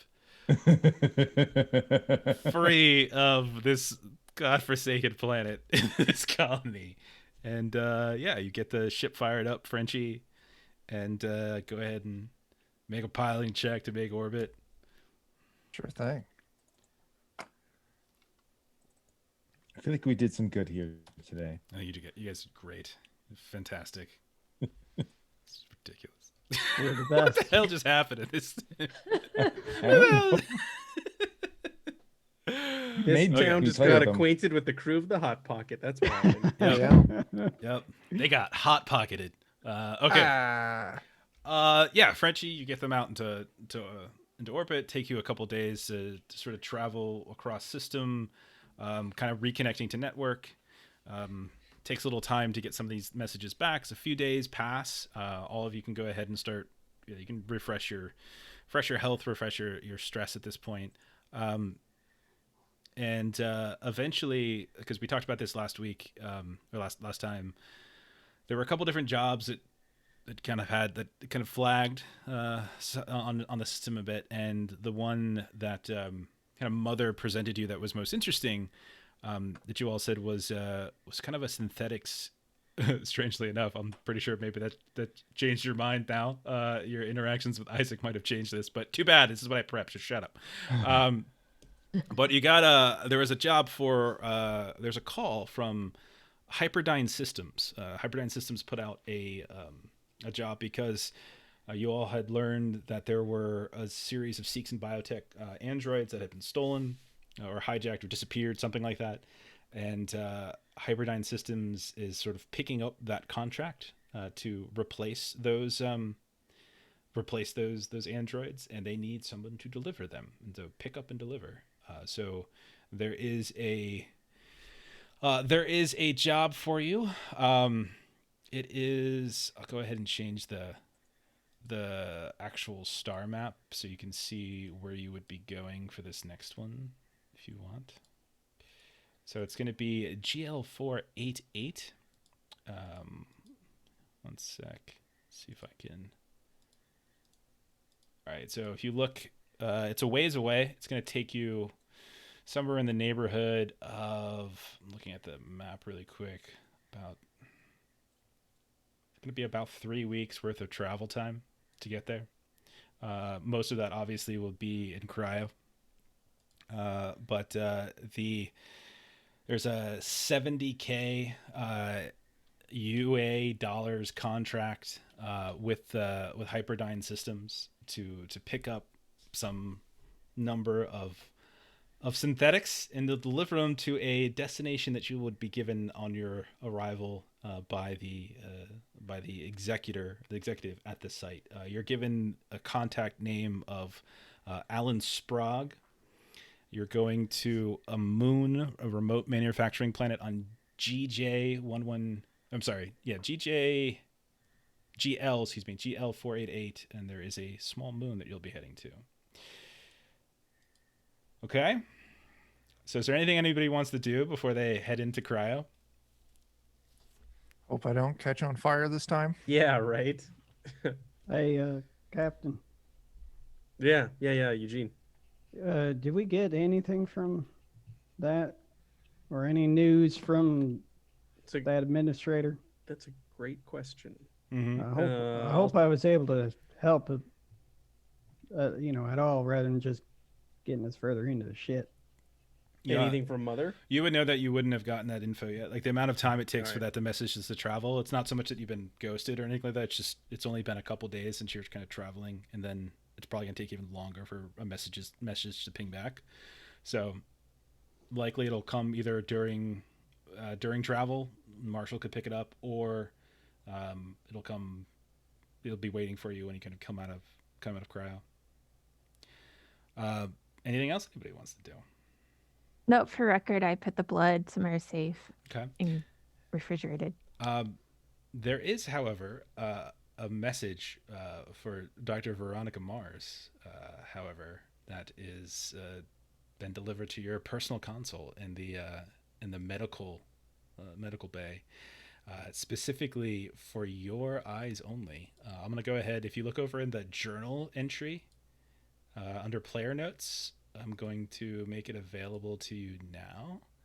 So this is going to be, why don't I see? There's Jen. Okay. So you should be able to see a new thing under that player notes folder, Jen. So it's Mother to Medical Doctor #1. So you can go ahead and read that and do with it as you will. But that message is waiting for you before you all go into cryo. At a certain point, by the way, bud, you look down at your arms. They seem to have, like, the veins have recessed completely. You still seem to be running a temperature.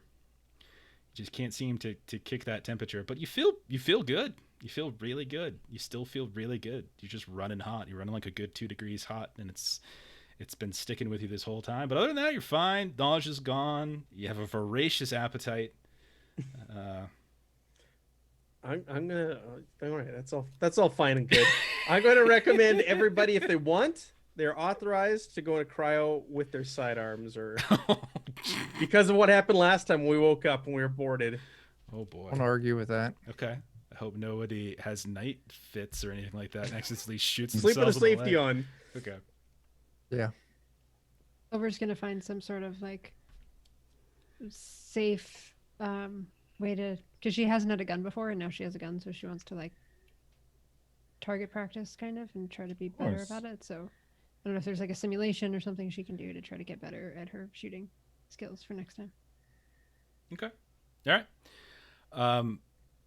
You could probably find something in, like, you could probably shoot some shit in the one of the cargo bays, like, if you're careful. But other than that, like, there's not really a simulation or anything like that. They're not like a Star Wars helmet that you can do to fire lasers and things. But like, you could definitely like set up some proverbial cans in the cargo bay and start There shooting. may be a secret spot where Marshall already does that while you're in cryo. Hey, my antique cans.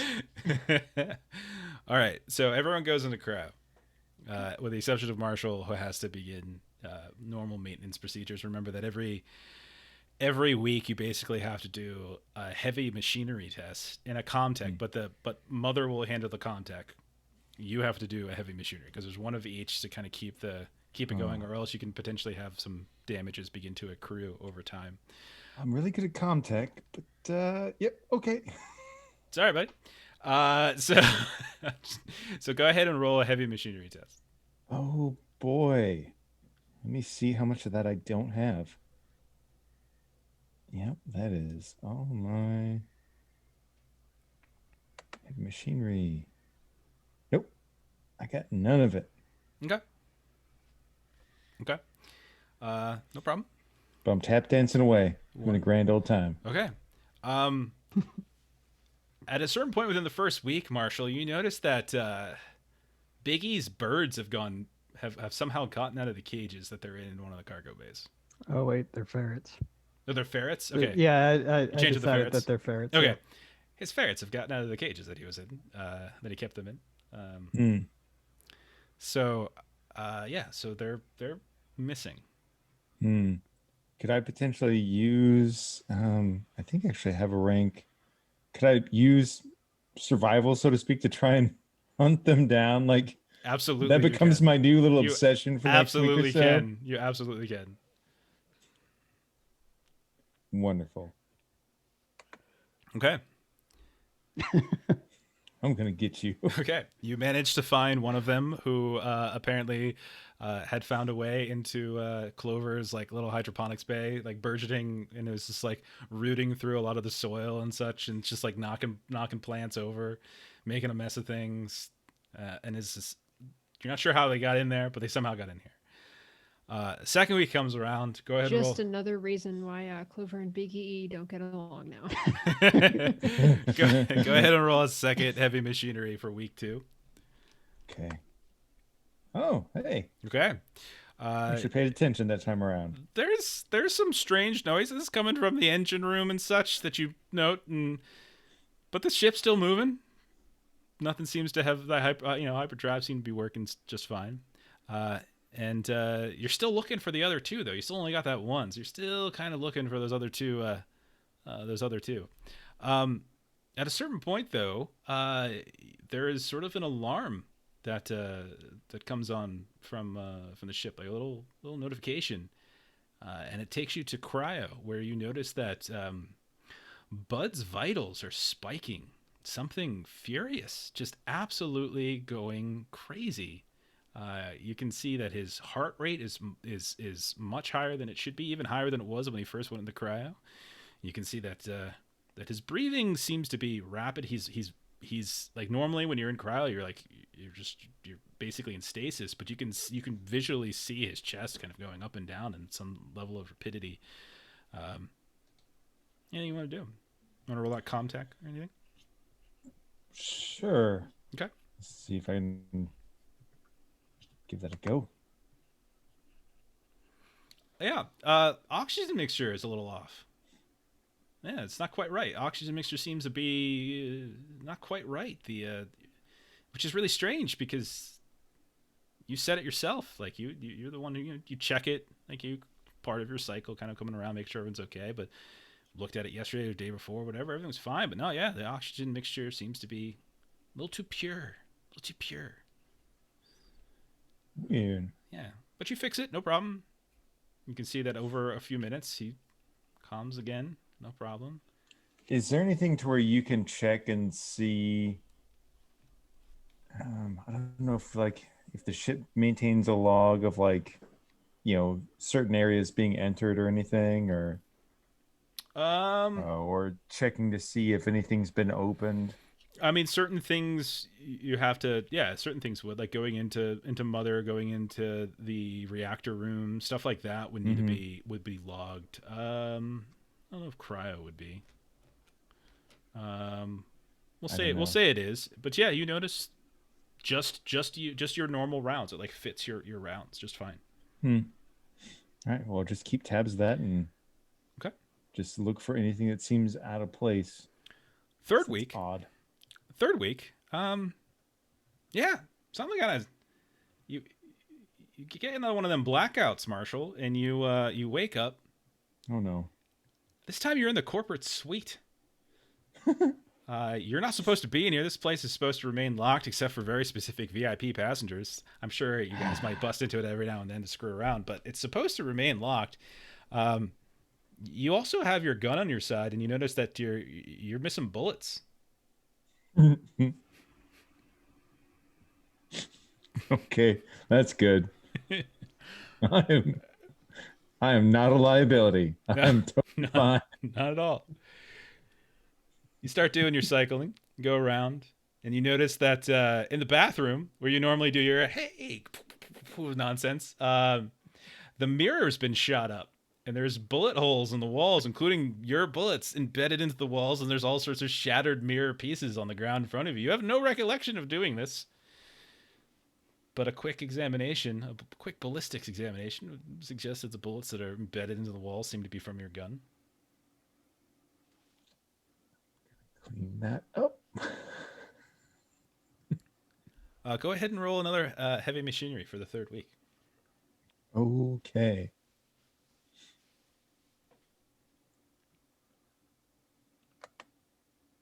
All right. Okay. So you still hear that strange thumping going on, but otherwise everything's driving, it's flying just fine.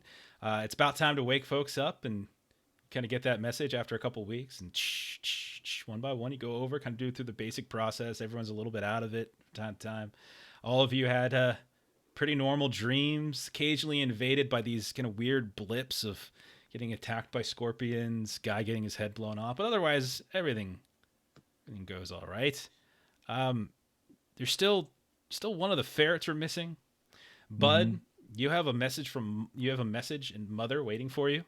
Frenchie, you notice when you get up to something's not quite right. Like something about the ship just feels a little off to you. Just like your instinctive like pilot nature. It's just something's not quite off. And when you talk to Marshall and kind of make sure he's doing the proper things that he's supposed to be doing, at some point there's some small component damage essentially due to his failed heavy machinery roll that Yeah, and you could tell that there's something about the. It's not navigation so much as just it's about. It's basically would hurt you only if you made planetfall, but you managed to catch it. Oh. And you can spend some time. You can roll Comtech to start kind of affecting those particular systems.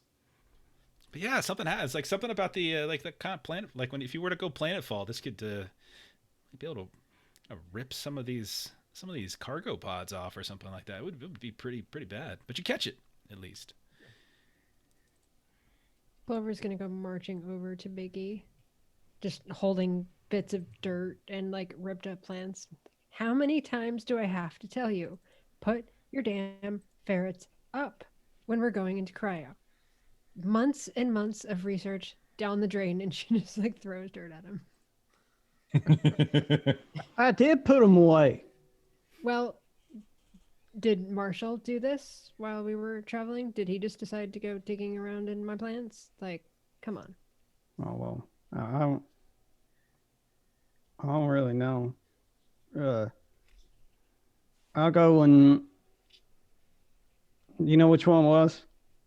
How the hell am I supposed to know? I wake up and there's dirt and my plants have been destroyed, and it has to be the ferrets because it's not the first time. Well, it's your okay. responsibility to figure out which one it was. Okay, which plants was it? She'll give whatever scientific names of plants there were, and she's always breeding stuff, so some of them don't like have names. The ones on the left. Oh, well, surely somebody did it. Well, you should, reinforce your ferret cages or whatever. All right. Well, I'll go look. And and she'll I'll just sort of, go and go check like on this the with the dirt at your feet and walk away. I'll go and check on the ferret cage. Yeah, the ferret cage is busted open. Got one. And I'll say you probably got two, and there's one still missing. And then Frenchie, with your roll, you kind of it's sort of a programming error. It's like it's something about like certain thrusters just not responding to the inputs of the piloting console. And so between kind of getting underneath and kind of digging into the console itself, and it's gonna take a few hours, but you managed to fix it. You also notice like someone's been sitting in your piloting chair.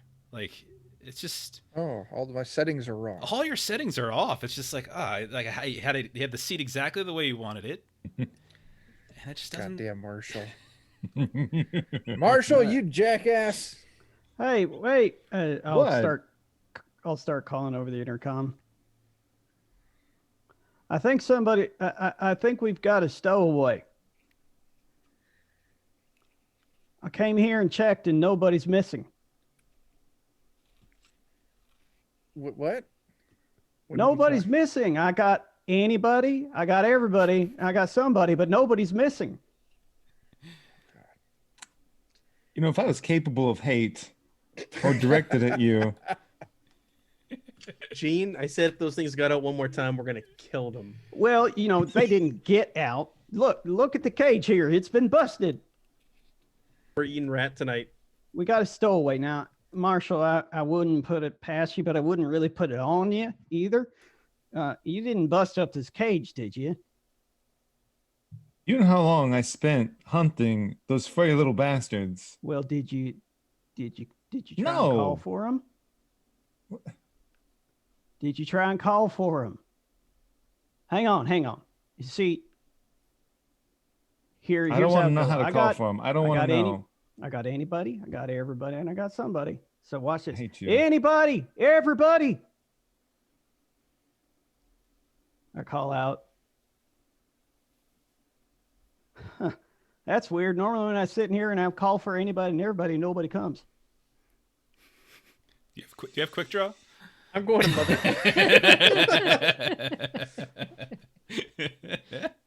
It just happened, Captain. I don't know. My gun hand had a mind of its own.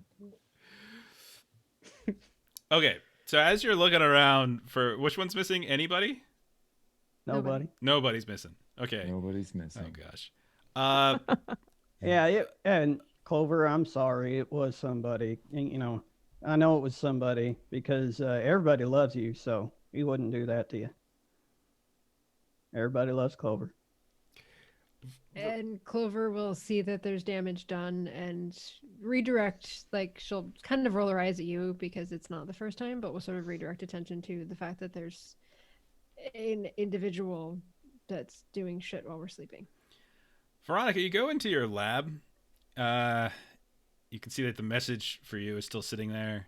You also notice that in one of your cabinets where you keep a fairly healthy collection of no sleep, there is a ferret that seems to be stuck inside and all sorts of scratch marks and dent marks, and has reached into your no sleep tabs, and it's just sort of whipping around in a circle, kind of going a little bit crazy.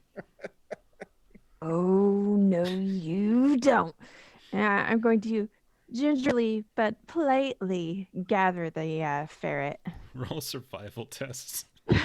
Oh, gosh. This is a survival on cocaine. This is a ferret on cocaine, and you're trying to grab it. Wonderful.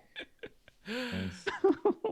Why is it there's always furry animals on I cocaine in our assume- games? It's just the I way it's got to assume be. the way it it's is. been treated for rabies. I don't know. Biggie might have done that. Might have not. Who knows with him? Yeah. Oh, Well, I'm gonna push it then, because Can't. no, You got. You can't get you got to get that stress. Why did you have stress? she pushed it. because Oh, you did push it. Okay, sorry. So yeah, go ahead, take a stress. Yeah, you're able to get it. It kind of scratches a bit at you, but you find like a coat to just wrap around it, and just you have it kind of in a little bag, and it's kind of going a little bit crazy, but you have it. But you look inside the cabinet, and you have no more doses of no sleep. Everything's been tainted, tarnished, eaten, spilt, etc. You're fresh out. to scratches but no bites. What's that? Scratches but no bites. Yeah. I mean, it's trying to do a little bit of both. Since you passed, I'm gonna say you managed to just little abrasions here. Nothing too bad. Like you don't get like. Okay, rabies or I just anything. wanted to see where this was gonna go because it could have gone south You could have, if you would have failed, it would have gone south, but you passed. for the ferret. Yeah. Yeah. It still can go.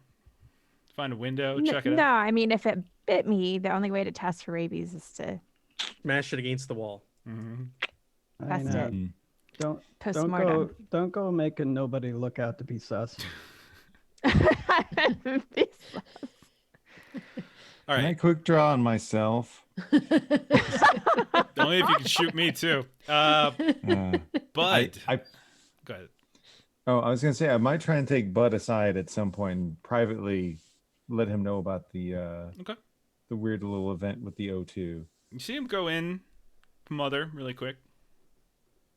Buddy, go inside. You can see that your account has been credited with 65,000 credits. We got full UA pay? dollars, full pay, Woo! and a thank you from your Wayland Yutani contact. They look forward to working with you again in the future. I can go on the intercom and say, I don't know what the hell you said, Eugene, but we got full pay on that job. Oh, good. It worked. What? I'm not even gonna ask over the intercom. And I then, got my ways. then when you walk out, you can see Marshall's there, kind of waiting for you. Yeah. What's up, Marshall? What happened on the last sleep? Well, hunting for ferrets and other strangeness. Usual. Unusual. Somebody adjusted the oxygen. I don't know who. Couldn't find any record of it. I don't know. You're the only one here. I mean, I wouldn't put it past it that those bastard ferrets did it. I don't know how. Adjusted it in what way, Marshall? I'll give you the diagnostics like it was off by X percentage or whatever. Could I possibly walk in on this conversation? Well, I was gonna go ask you about it. I was gonna be like, Doc, what would the ramifications of too much oxygen be when we're done here? Probably would have killed him. Probably his He'd be lungs so would have gone high boom. right before, yeah. Oh, he'd be totally high, and then his lungs Yeah. would just go boom at a certain point. This isn't a casino. Next time, ferrets. All right. Thanks. Anything else unusual, Marshall? No. I saw bullet holes in the bathroom. Mm-hmm. I'm sorry. I shouldn't have tried to kill the ferret. Oh, okay. No, you should have killed it. I know. Between the two of us, it's okay. I hate those damn rats, space rats.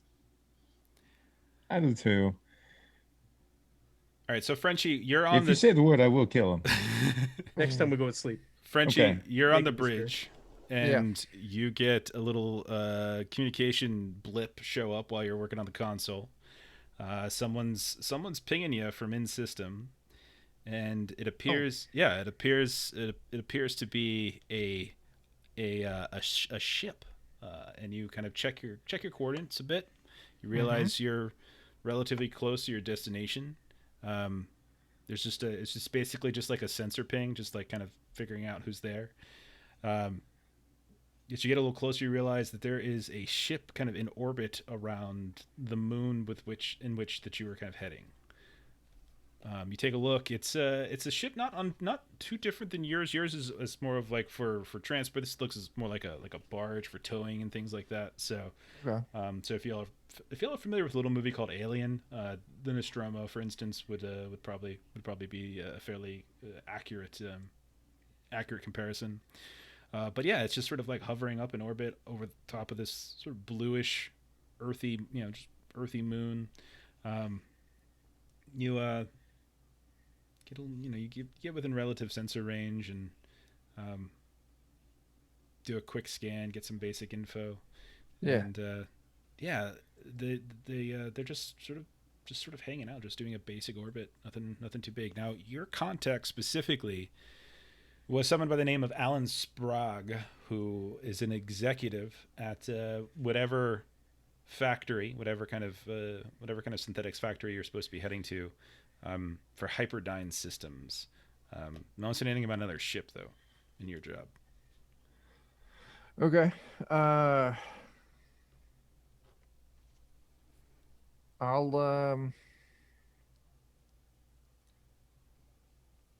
ping the other ship. Okay. Just give them a hail. All right. Like, hey there, friends. This is the Nostromo. Just What? wanted you to. No, god damn it. This is your fault, Jeff. Sorry. You did this. I did. I put it in your brain. Sorry. Yeah. This is the Hot Pocket. This is the And, David. this is the David. And we're getting ready to make landfall. I just want to get you some heads up that we'll be approaching your area and we'll steer clear from your space. Pretty quickly, voice kind of comes back. Woman's voice. Copy that, sir. Whatever the hell your ship's name is. You give me like 3 different names of your ships. But hey, negative on the making planetfall. There's a bit of a situation. Meteor shower. Something about awaiting repairs to sort of landing pads. We got a couple men down there already, but we're on standby. Oh, okay. So how long have you been stuck up here? 48 hours. Oh, damn. That's too bad. All right. Well, I appreciate the heads up, and I'll move into an orbit. Okay. Easy enough. A little bit off from there, so that way I don't have to worry about crossing paths. Plenty of room. Yeah. Yeah. No problem. So you can tell, since you're on the bridge as well, you can see that there's a couple different sites, but there's one kind of main site on the planet itself. You can see that there's a few other smaller sites that are kind of getting like communication signals here and there, like ping on your radio and such. But there's just sort of this one specific compound that seems to be where the largest kind of radio signals are kind of coming and going from. Okay. Sorry.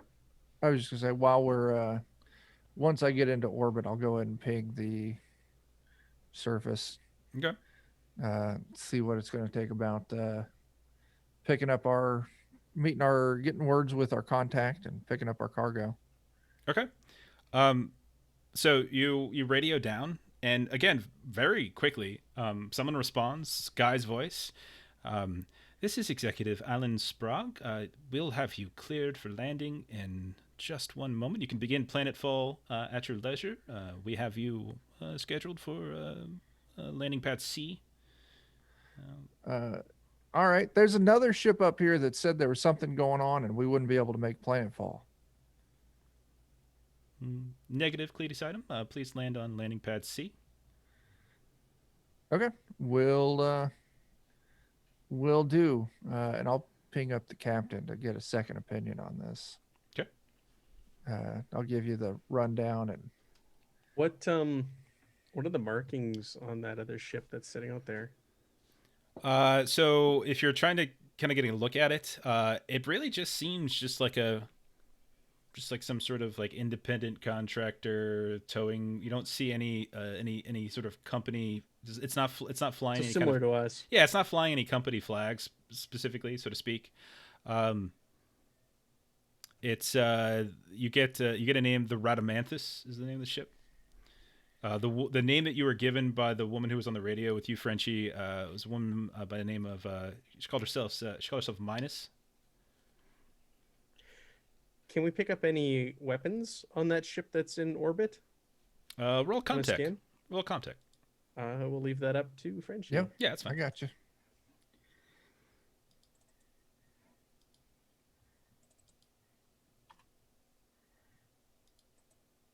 Come on.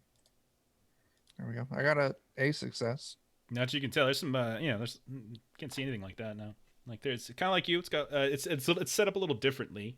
Your ship has like these attachment pods that you can basically. There's some. You don't see any armaments of any kind. They're not packing heat, Captain. Something's off here.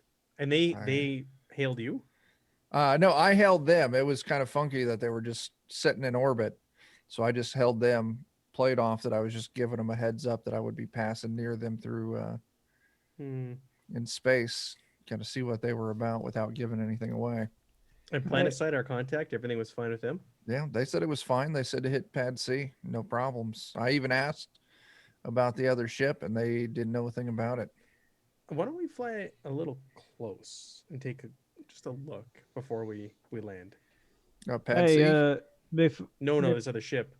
Okay. Hey, Captain. Eugene?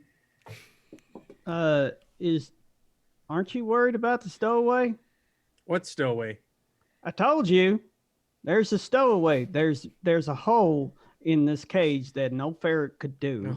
and I really don't think that Marshall will do this. I gotta say, Captain, I also had some funky stuff going on too. What do you mean?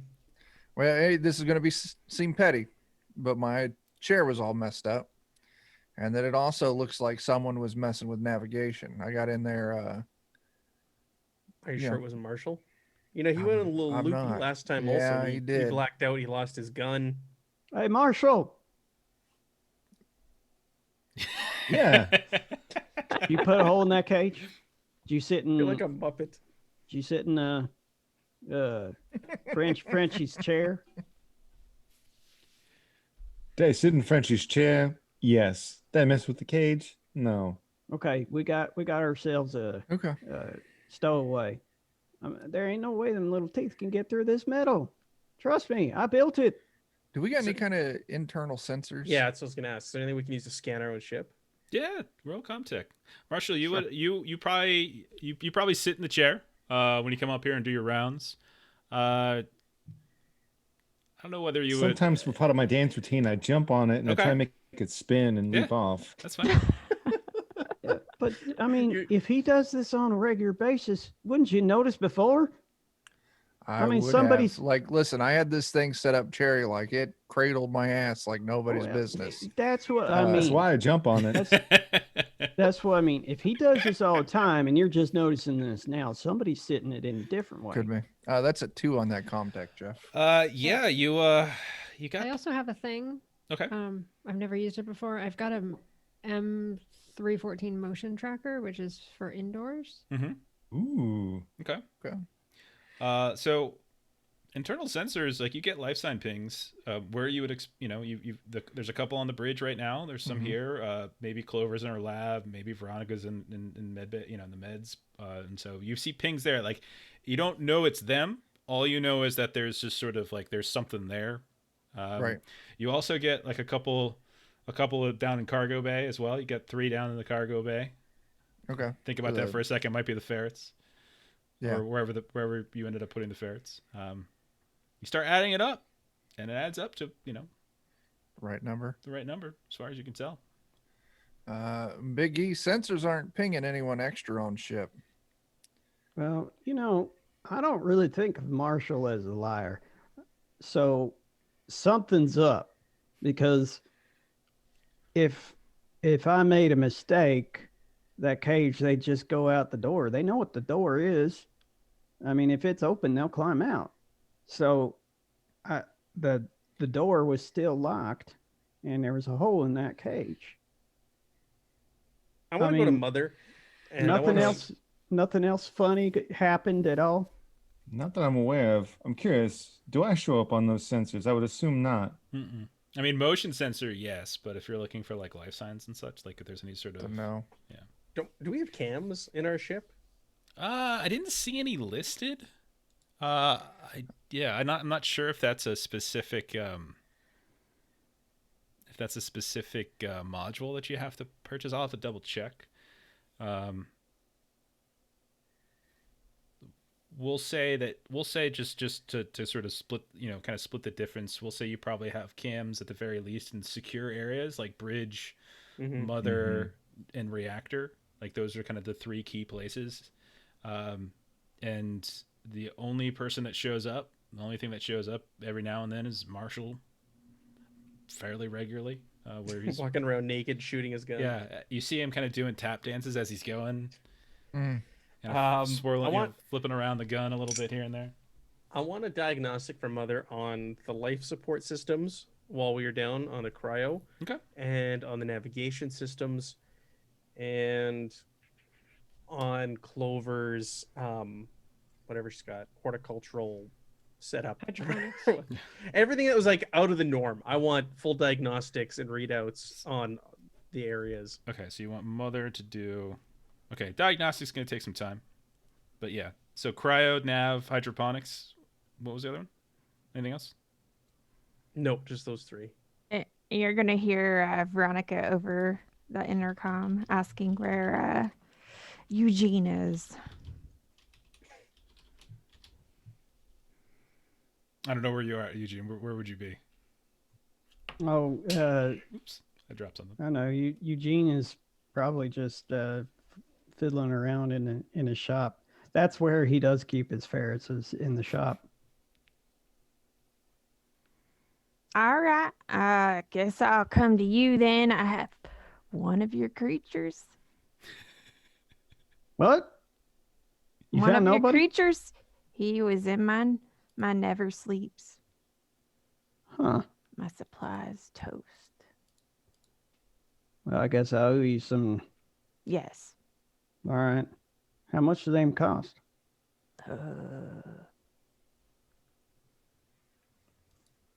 10,000 credits. 10,000 $20. credits. I mean, it's the whole supply. Well, I don't know how much to give you if I don't know how much it is. Oh, that's here, your let ferret me in the bag. Yeah. Never sleep pills are apparently $2 per dose. Oh. So you basically buy 10,000 credits. That's a lot of no sleep. Yeah, it was a big supply. Got to keep backups on backups on backups. How about I just give you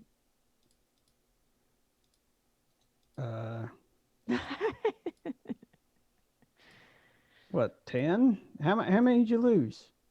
A whole bunch. Probably got into like a pill bottle, basically. How many's in the bottle? We'll say it was half full. Give her like $100. It'll probably do. All right, I'll give her $100. Okay. Thanks for the 10,000 credit. Oh, Timbo. So while this is all happening, by the way, Frenchie, you get a communication. Hey there, Cleason. Is something we can help you with? Getting kind of close over here. Plenty of room up here in the sky.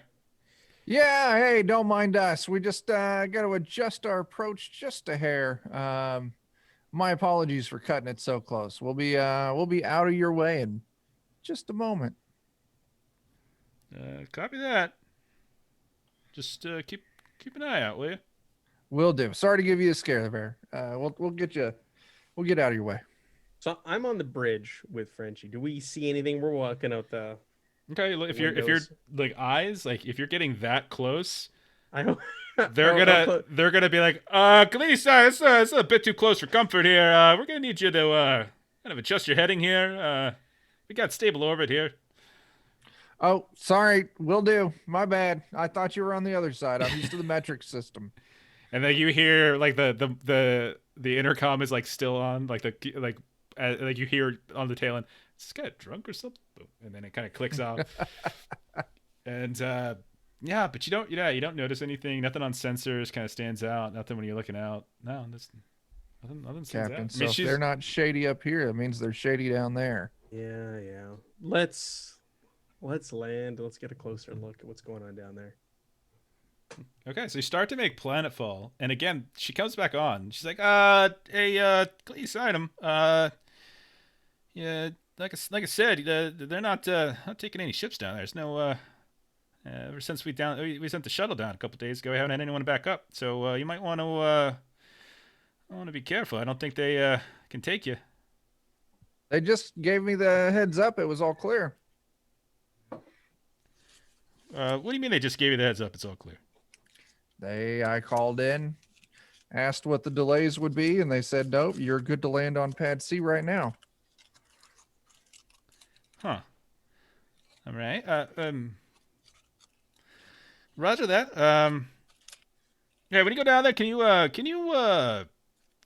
we got a couple folks down there. Could you get them to contact us? They haven't actually pinged us back here a little while. Okay. Just kind of want to get an update. Will do. You notice anything else funky going on here? I'm getting kind of a sketch vibe. No. I mean, we got one of them ICC inspectors. You know, they're doing whatever they got to do down there. And Okay. well, Eagle, you know, we got a towing gig we got to finish here, and so this was just sort of like kind of off the beaten path. And we'd like to get that little shit back on board, you know, and so we can get going. You got it. Yeah, I'll look them up and get word to you. Yeah. And so Rutland. Rutland? And he's got one of our crew with him, pilot Hazel. She's down there too. Okay. Is that the same name as our contact? No, it's not. You got Alan Okay. Sprague was the contact. that you were Sprague. sent. Okay. Yeah. Okay. Oh. Yeah. Like, Captain, we setting down? Yeah. Let's go down there and see what's going on. All Okay. right. Piloting test check. Sure thing. I like that I took like the back of my own hand. So I get a +2 to any piloting tests with the Kalidi Sinum. There is a chance, by the way, if he fails this at certain points, like literally the ship could explode and everyone dies. Like it actually can happen, and I'm Yeah. kind of rooting for it every time he rolls the I don't piloting blame test. you. That would be That's a kind of fun. 1, so Okay. It's not it's a little bumpy going down. You gathering from sensors that gravity is Earth norm, no problem. Atmosphere, however, is a little. It's not quite what you want. You probably could breathe it for a short period of time, but it would probably kind of screw you up a little bit. So like the mixture isn't quite there. But yeah, you head down. You can see as you're getting closer. Those of you looking out portholes, you can see that there's a decent size like central complex, and then there's like these kind of other smaller smaller compounds and one like larger compound kind of off and connected. But I mean not connected. You don't see any signs of like roadways or workways, but you see that there's a series of buildings that are off in their own little pockets here and there. the largest one of those, you can see that off to the west, there's a series of these 3 landing pads. 2 of them are occupied. One of them is occupied by a fairly large cargo a cargo lifter, like standard stuff. It can do sort of like low atmospheric cargo transfer, can fly across. It's nothing kind of out of the ordinary. Other ship, same thing, old model, kind of shuttle. It's really mostly an in-system ship. More likely, it's probably a shuttle that they just happen to have up in the Radamanthus. Like, it's probably how they have is like their EV option, as opposed to having like separate EV pods. They probably just have like this as sort of like their EV option or something like that. And then so both of them are kind of occupied. But yeah, there's the 3rd landing bay, and you lower it down. Atmo was a little rough, but once you get underneath it, land, everything's kind of smooth. The minute you touch down, you get a ping. Hey there, Khalidi Sign. This is Alan Sprague over at the Hyperdyne compound. You all have environmental suits. We got a couple, yeah. Just want you to know that unless you're in the employee compound, at all times have to be wearing environmental suits, just out of precaution, safety measure. Hey, that's fantastic. Thanks for the heads up. Good to know. Okay. I'm sending out a couple folks to kind of meet you. They'll drive you over in the tunnels, and just hang tight. We'll be there shortly. Okay. And yeah, we'll see you in a bit. Good stuff. Thank you. Yeah. So friendly, kind. All right. I don't want to do anything. While we're waiting for them to show up, I'd like to do some diagnostics and check over Bud. Okay. Yeah. All I right. feel great. All right. Roll a medical aid.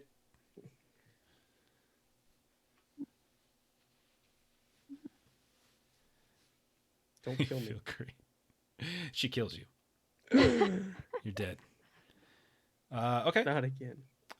Yeah, it's you kind of give them the basic gamut, blood tests, breathing tests, take a couple samples here and there, usual things. Draw some blood, take some urine, stool sample, etc. The usuals. And yeah, I mean, heart rate a little elevated. Temperature still a little higher than norm. Still higher than norm. It's still almost a full 2 degrees higher, but he seems to be functioning okay.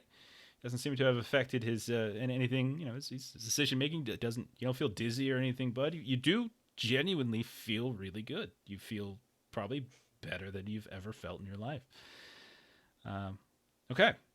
So that takes a little while, and about maybe 45 minutes after you make landfall, Frenchie, this time radio opens up again. You can see out the forward window. There's like a little platform that sort of suddenly opens up a bit, and you can see in the middle of it, there's 2 individuals that are kind of stepping out into onto the landing pad itself, just a couple yards away from the ship. One of them is dressed in an environmental suit. The other one is not. Kind of a relatively short person in the enviro suit, kind of a taller, kind of average height, like 6 foot tall or so. Other person who's not in the actual suits themselves, and they kind of just request to come on board. We want to just and it's a woman's voice, like we just want to. It's kind of a gravelly a little bit, like we just want to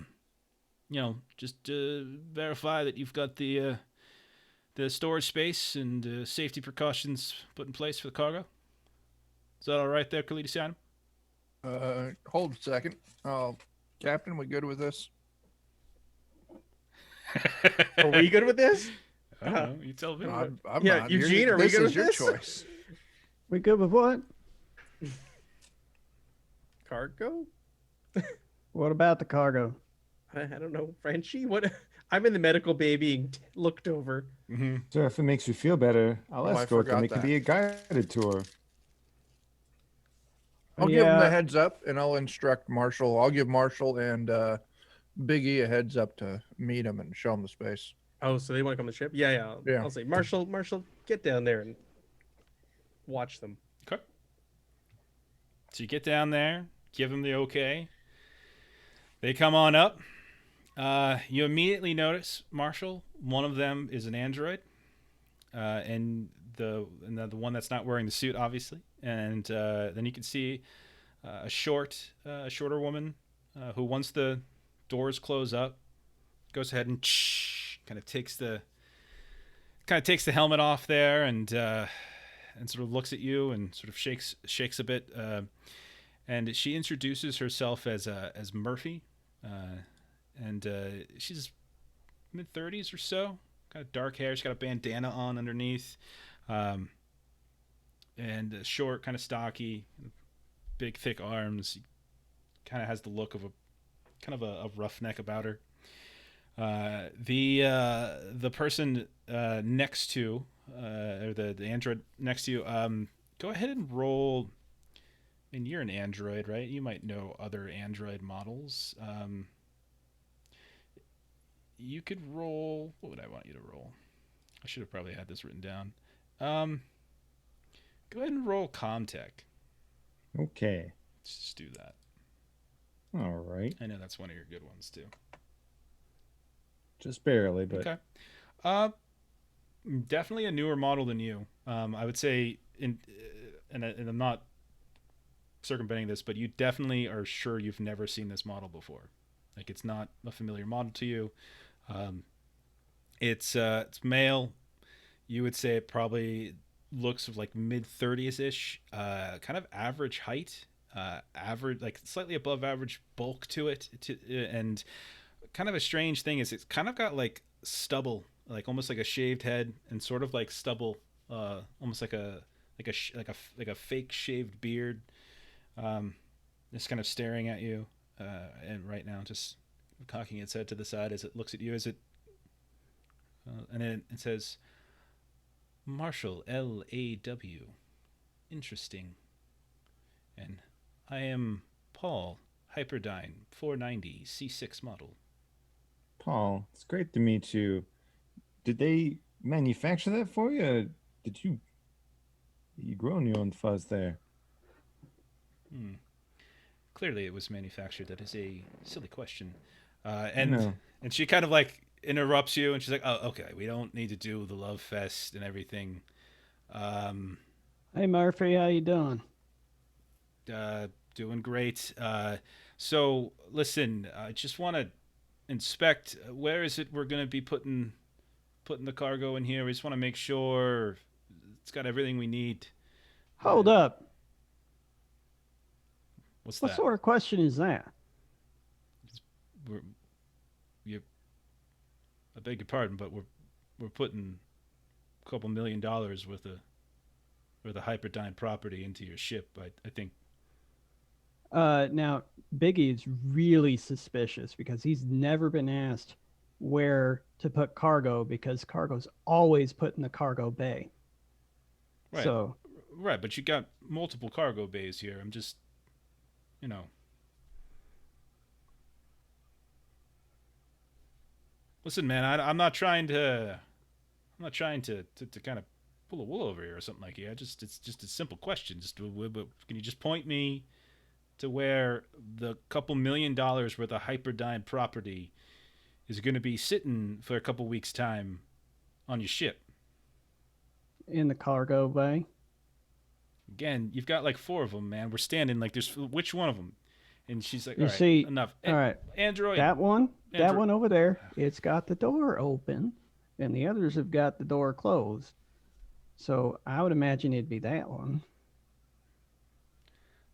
Okay, all right.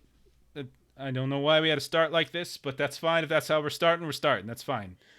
I asked how you was doing, and you ignored it. So I'm just got my eye on you.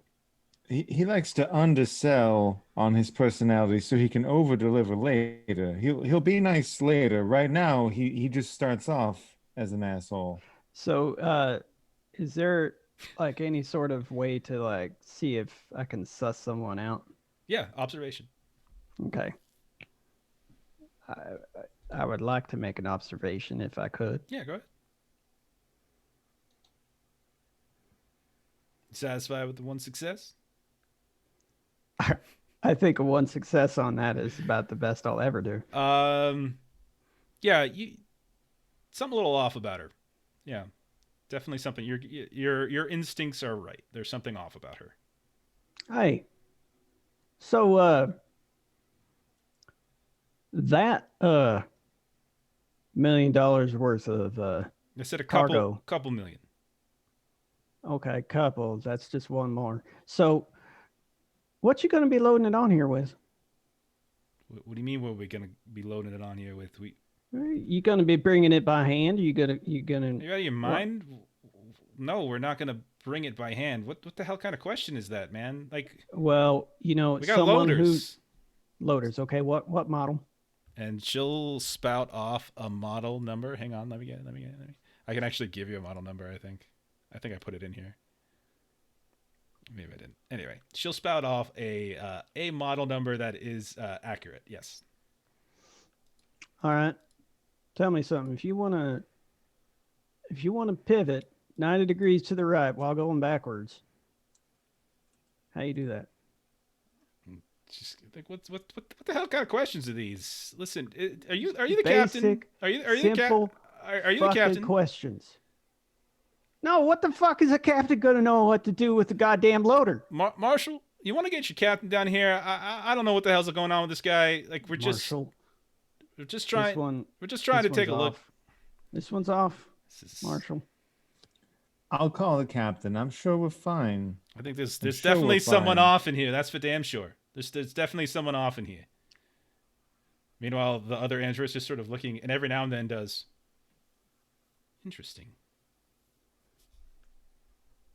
Yeah, I don't know. My accent makes it to where people are gonna like think that they can pull shit over on me. So the other, like the poly android, it seems he is intentionally trying to antagonize you, Murphy, so as to get some sort of response from you. Is this common human practice? Not now. Can you get your damn captain down here, please? Yeah, I'll go ahead and call Bud. Okay. So yeah, I'll head down there. Okay. Yeah. I'll get down there. I'll see probably Big E right in Murphy's face, and she's like a good 5'4" or so, stocky, but she's short. The other one's around 5'10", 6 foot. Biggie's only 3 inches taller than her. Okay. For what's worth, Biggie, I trust them as much as anybody. All right, I'm gonna say, hey, what's going on here? What's happening, Captain? Oh, wait, actually, so sorry to backtrack. Was it somebody that ate the plants? It doesn't matter. Yeah, it was somebody. Somebody did it. Don't start this. Yeah. No, everybody loves clover. So, Captain, I don't know what kind of circus ship you're running. I showed up here. I just asked this one over here if I could just inspect the cargo bay, or wherever you're going to be keeping millions of dollars worth of hyperdynes. Hyperdyne property, and this one's been giving me the 3rd degree and been being. I'm not expecting like the greatest, the diplomats in the entire galaxy or nothing like that, but a little common fucking courtesy can go a little long way. Hey, Captain, I ain't never in all my life working down here, loading cargo in and out, ever been asked where to put the cargo if there's only one cargo bay door open. Now, another thing, we got one of the most simple power loaders around, and she don't know how to pivot and walk backwards at the same time. Do you got a fucking loader? Do you want me to fucking test drive a fucking loader? Hey, listen. What? He might be a little weird, but he knows his damn job, and that's why he's on the ship. So what the hell's going on here? I asked if can we inspect where we're going to be putting the millions of dollars with the Hyperdyne Systems property in your ship. Did you or did you not accept the contract? We accept the contract. Isn't it obvious? It's the cargo bay that's open. Eugene asked you a question. Answer the question. Oh, I'm sorry. Do you normally just walk into someone else's ship and just start wandering into other rooms? I was being polite, damn it. Not being polite now.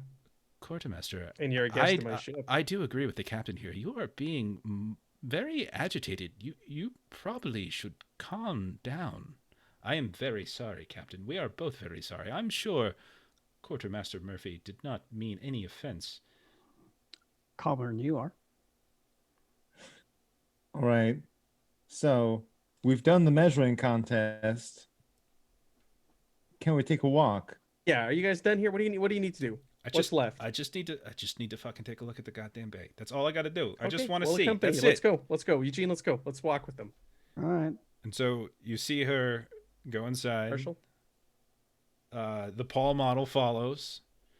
They just start looking around, looking at the various, the sort of the pod system, kind of examining some things, making a couple,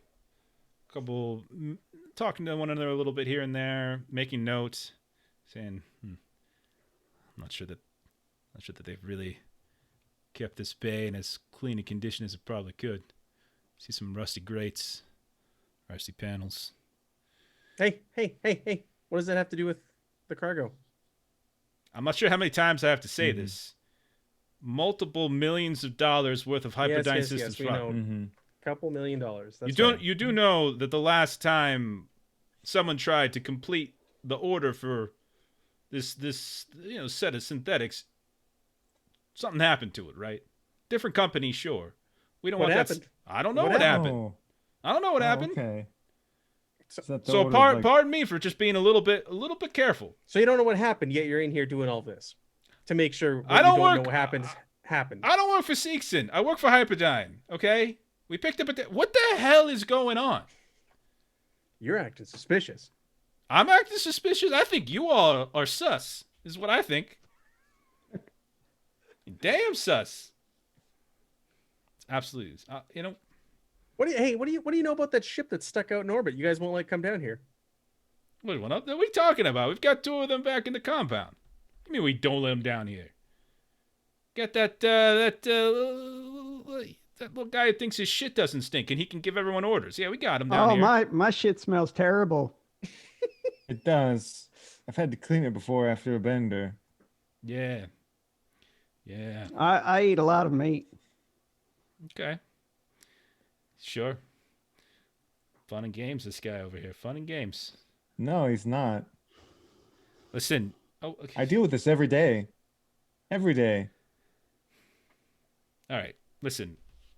I'm done. Executive Sprague wants to see you. Knock out the final details. Captain, you coming?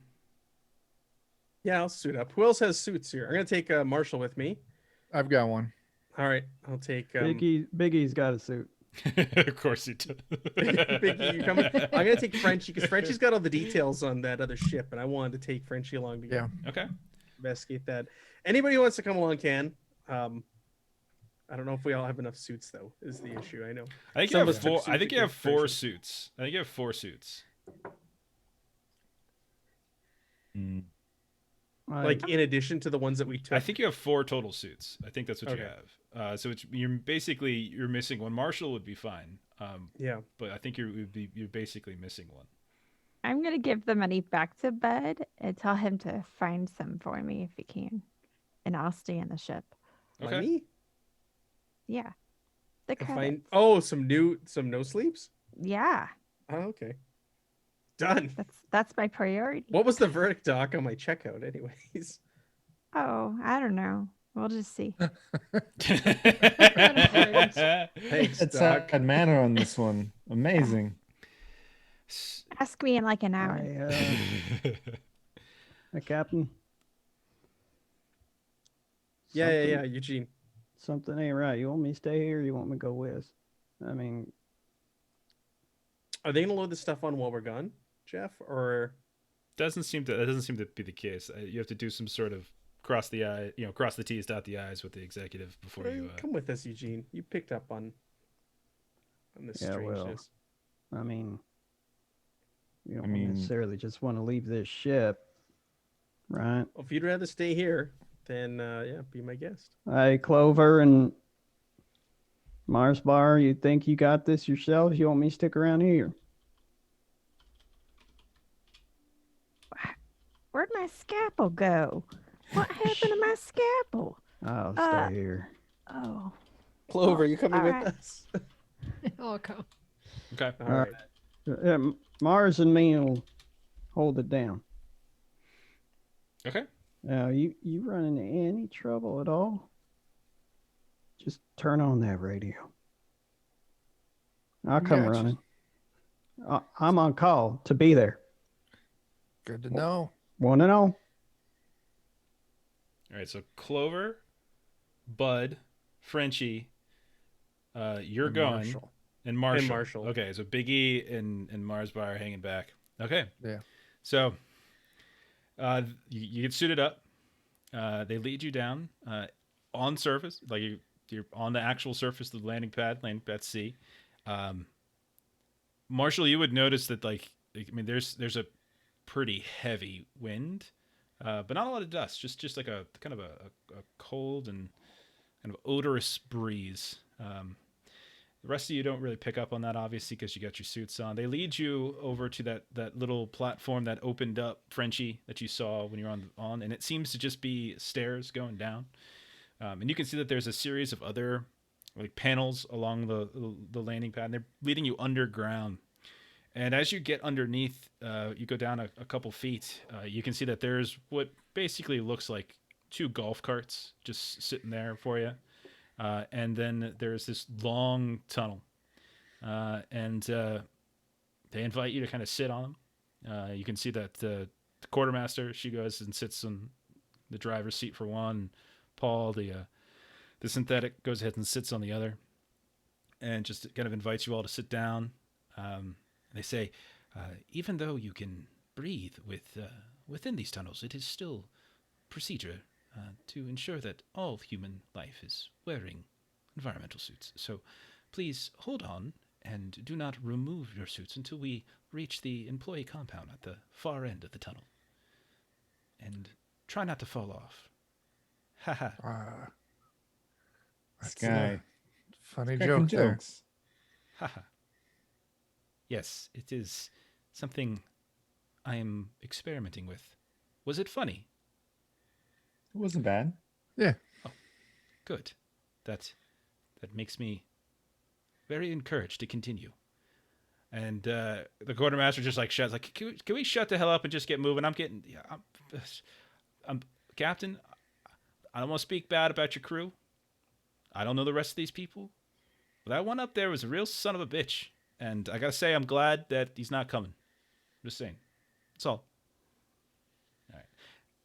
So you guys start driving off, and it's just a long, dark tunnel, and every 50 yards or so, there's a little emergency light, just floom, floom, floom, as you drive past. Back on the ship, Big E, Mars. There's a strange staticky sound that suddenly comes on over the radio in your ship, just kind of cuts into your inner speakers. And Big E, I mean, you can kind of access this anywhere you want. You can access it from one of the consoles in the cargo bay. You can go to the bridge, whatever you want. Same with you, Mars.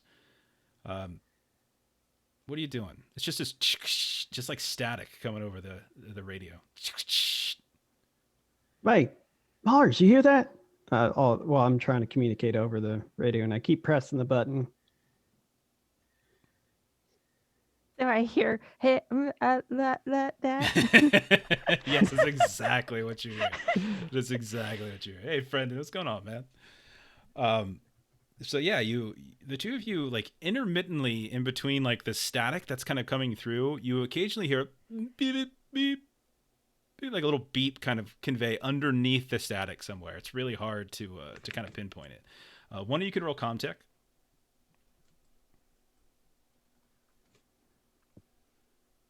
Not me. It's one of the two of you, because it's one of the two of you. It's not me. I really don't think you want me to do that. It's Big E or it's Mars Bar. So roll Comtech. Okay. All right. So you're kind of trying to clear up the signal a little bit, trying to kind of get it a little bit more consistent. Mars are just kind of pushing buttons, and eventually, like, the static is solid. It's no longer breaking up, and you hear beep beep beep beep beep beep beep beep beep, and it appears to be an SOS signal. And I think that's where we're gonna go ahead and stop for tonight, Oh, as we're at a pretty good like 2.5 hour. But you're getting SOS. Okay, so all right. They hope that someone got it. We'll figure sending out an SOS. Figure Yeah. out. We'll figure out what that is next then. And we'll learn new characters. It'll be great. Yeah, everything's fine. All right, so let's hit questions really quick. Did you participate in the game session? So just keep track of your own XP. Yes. Risk or sacrifice something to further your personal agenda? I'm stuck with a pen pal now. No.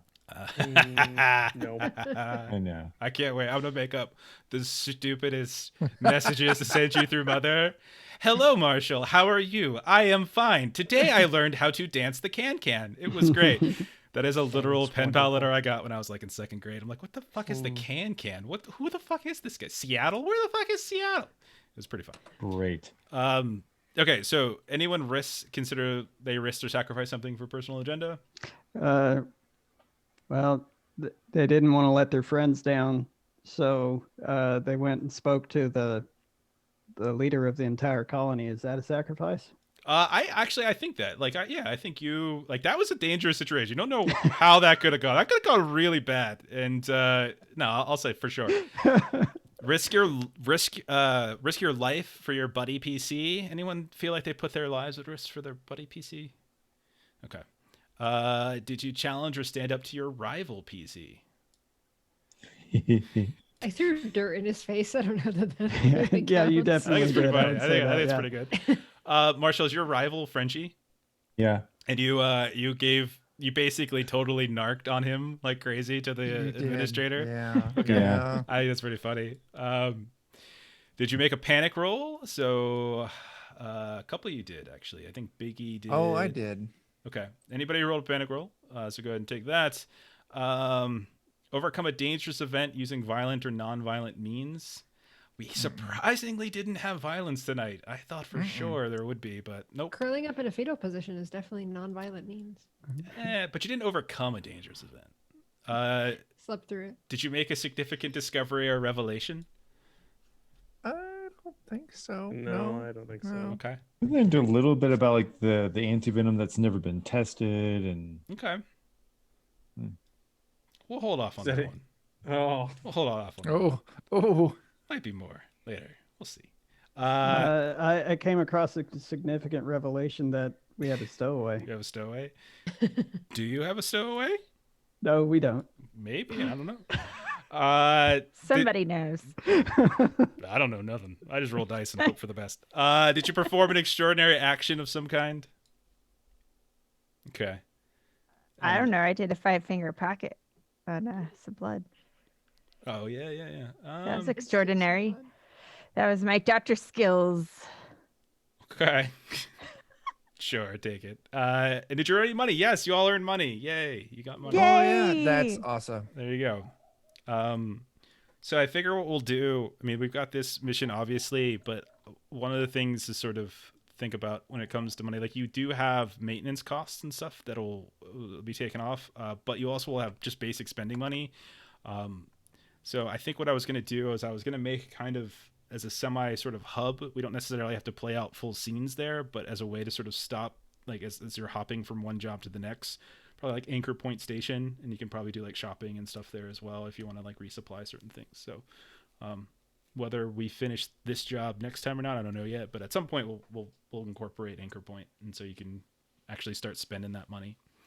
Okay, let's do one more quick round of plugs. So Jeremy. Foodcast, PLEWD. Yeah. Good times. Yep. Adam.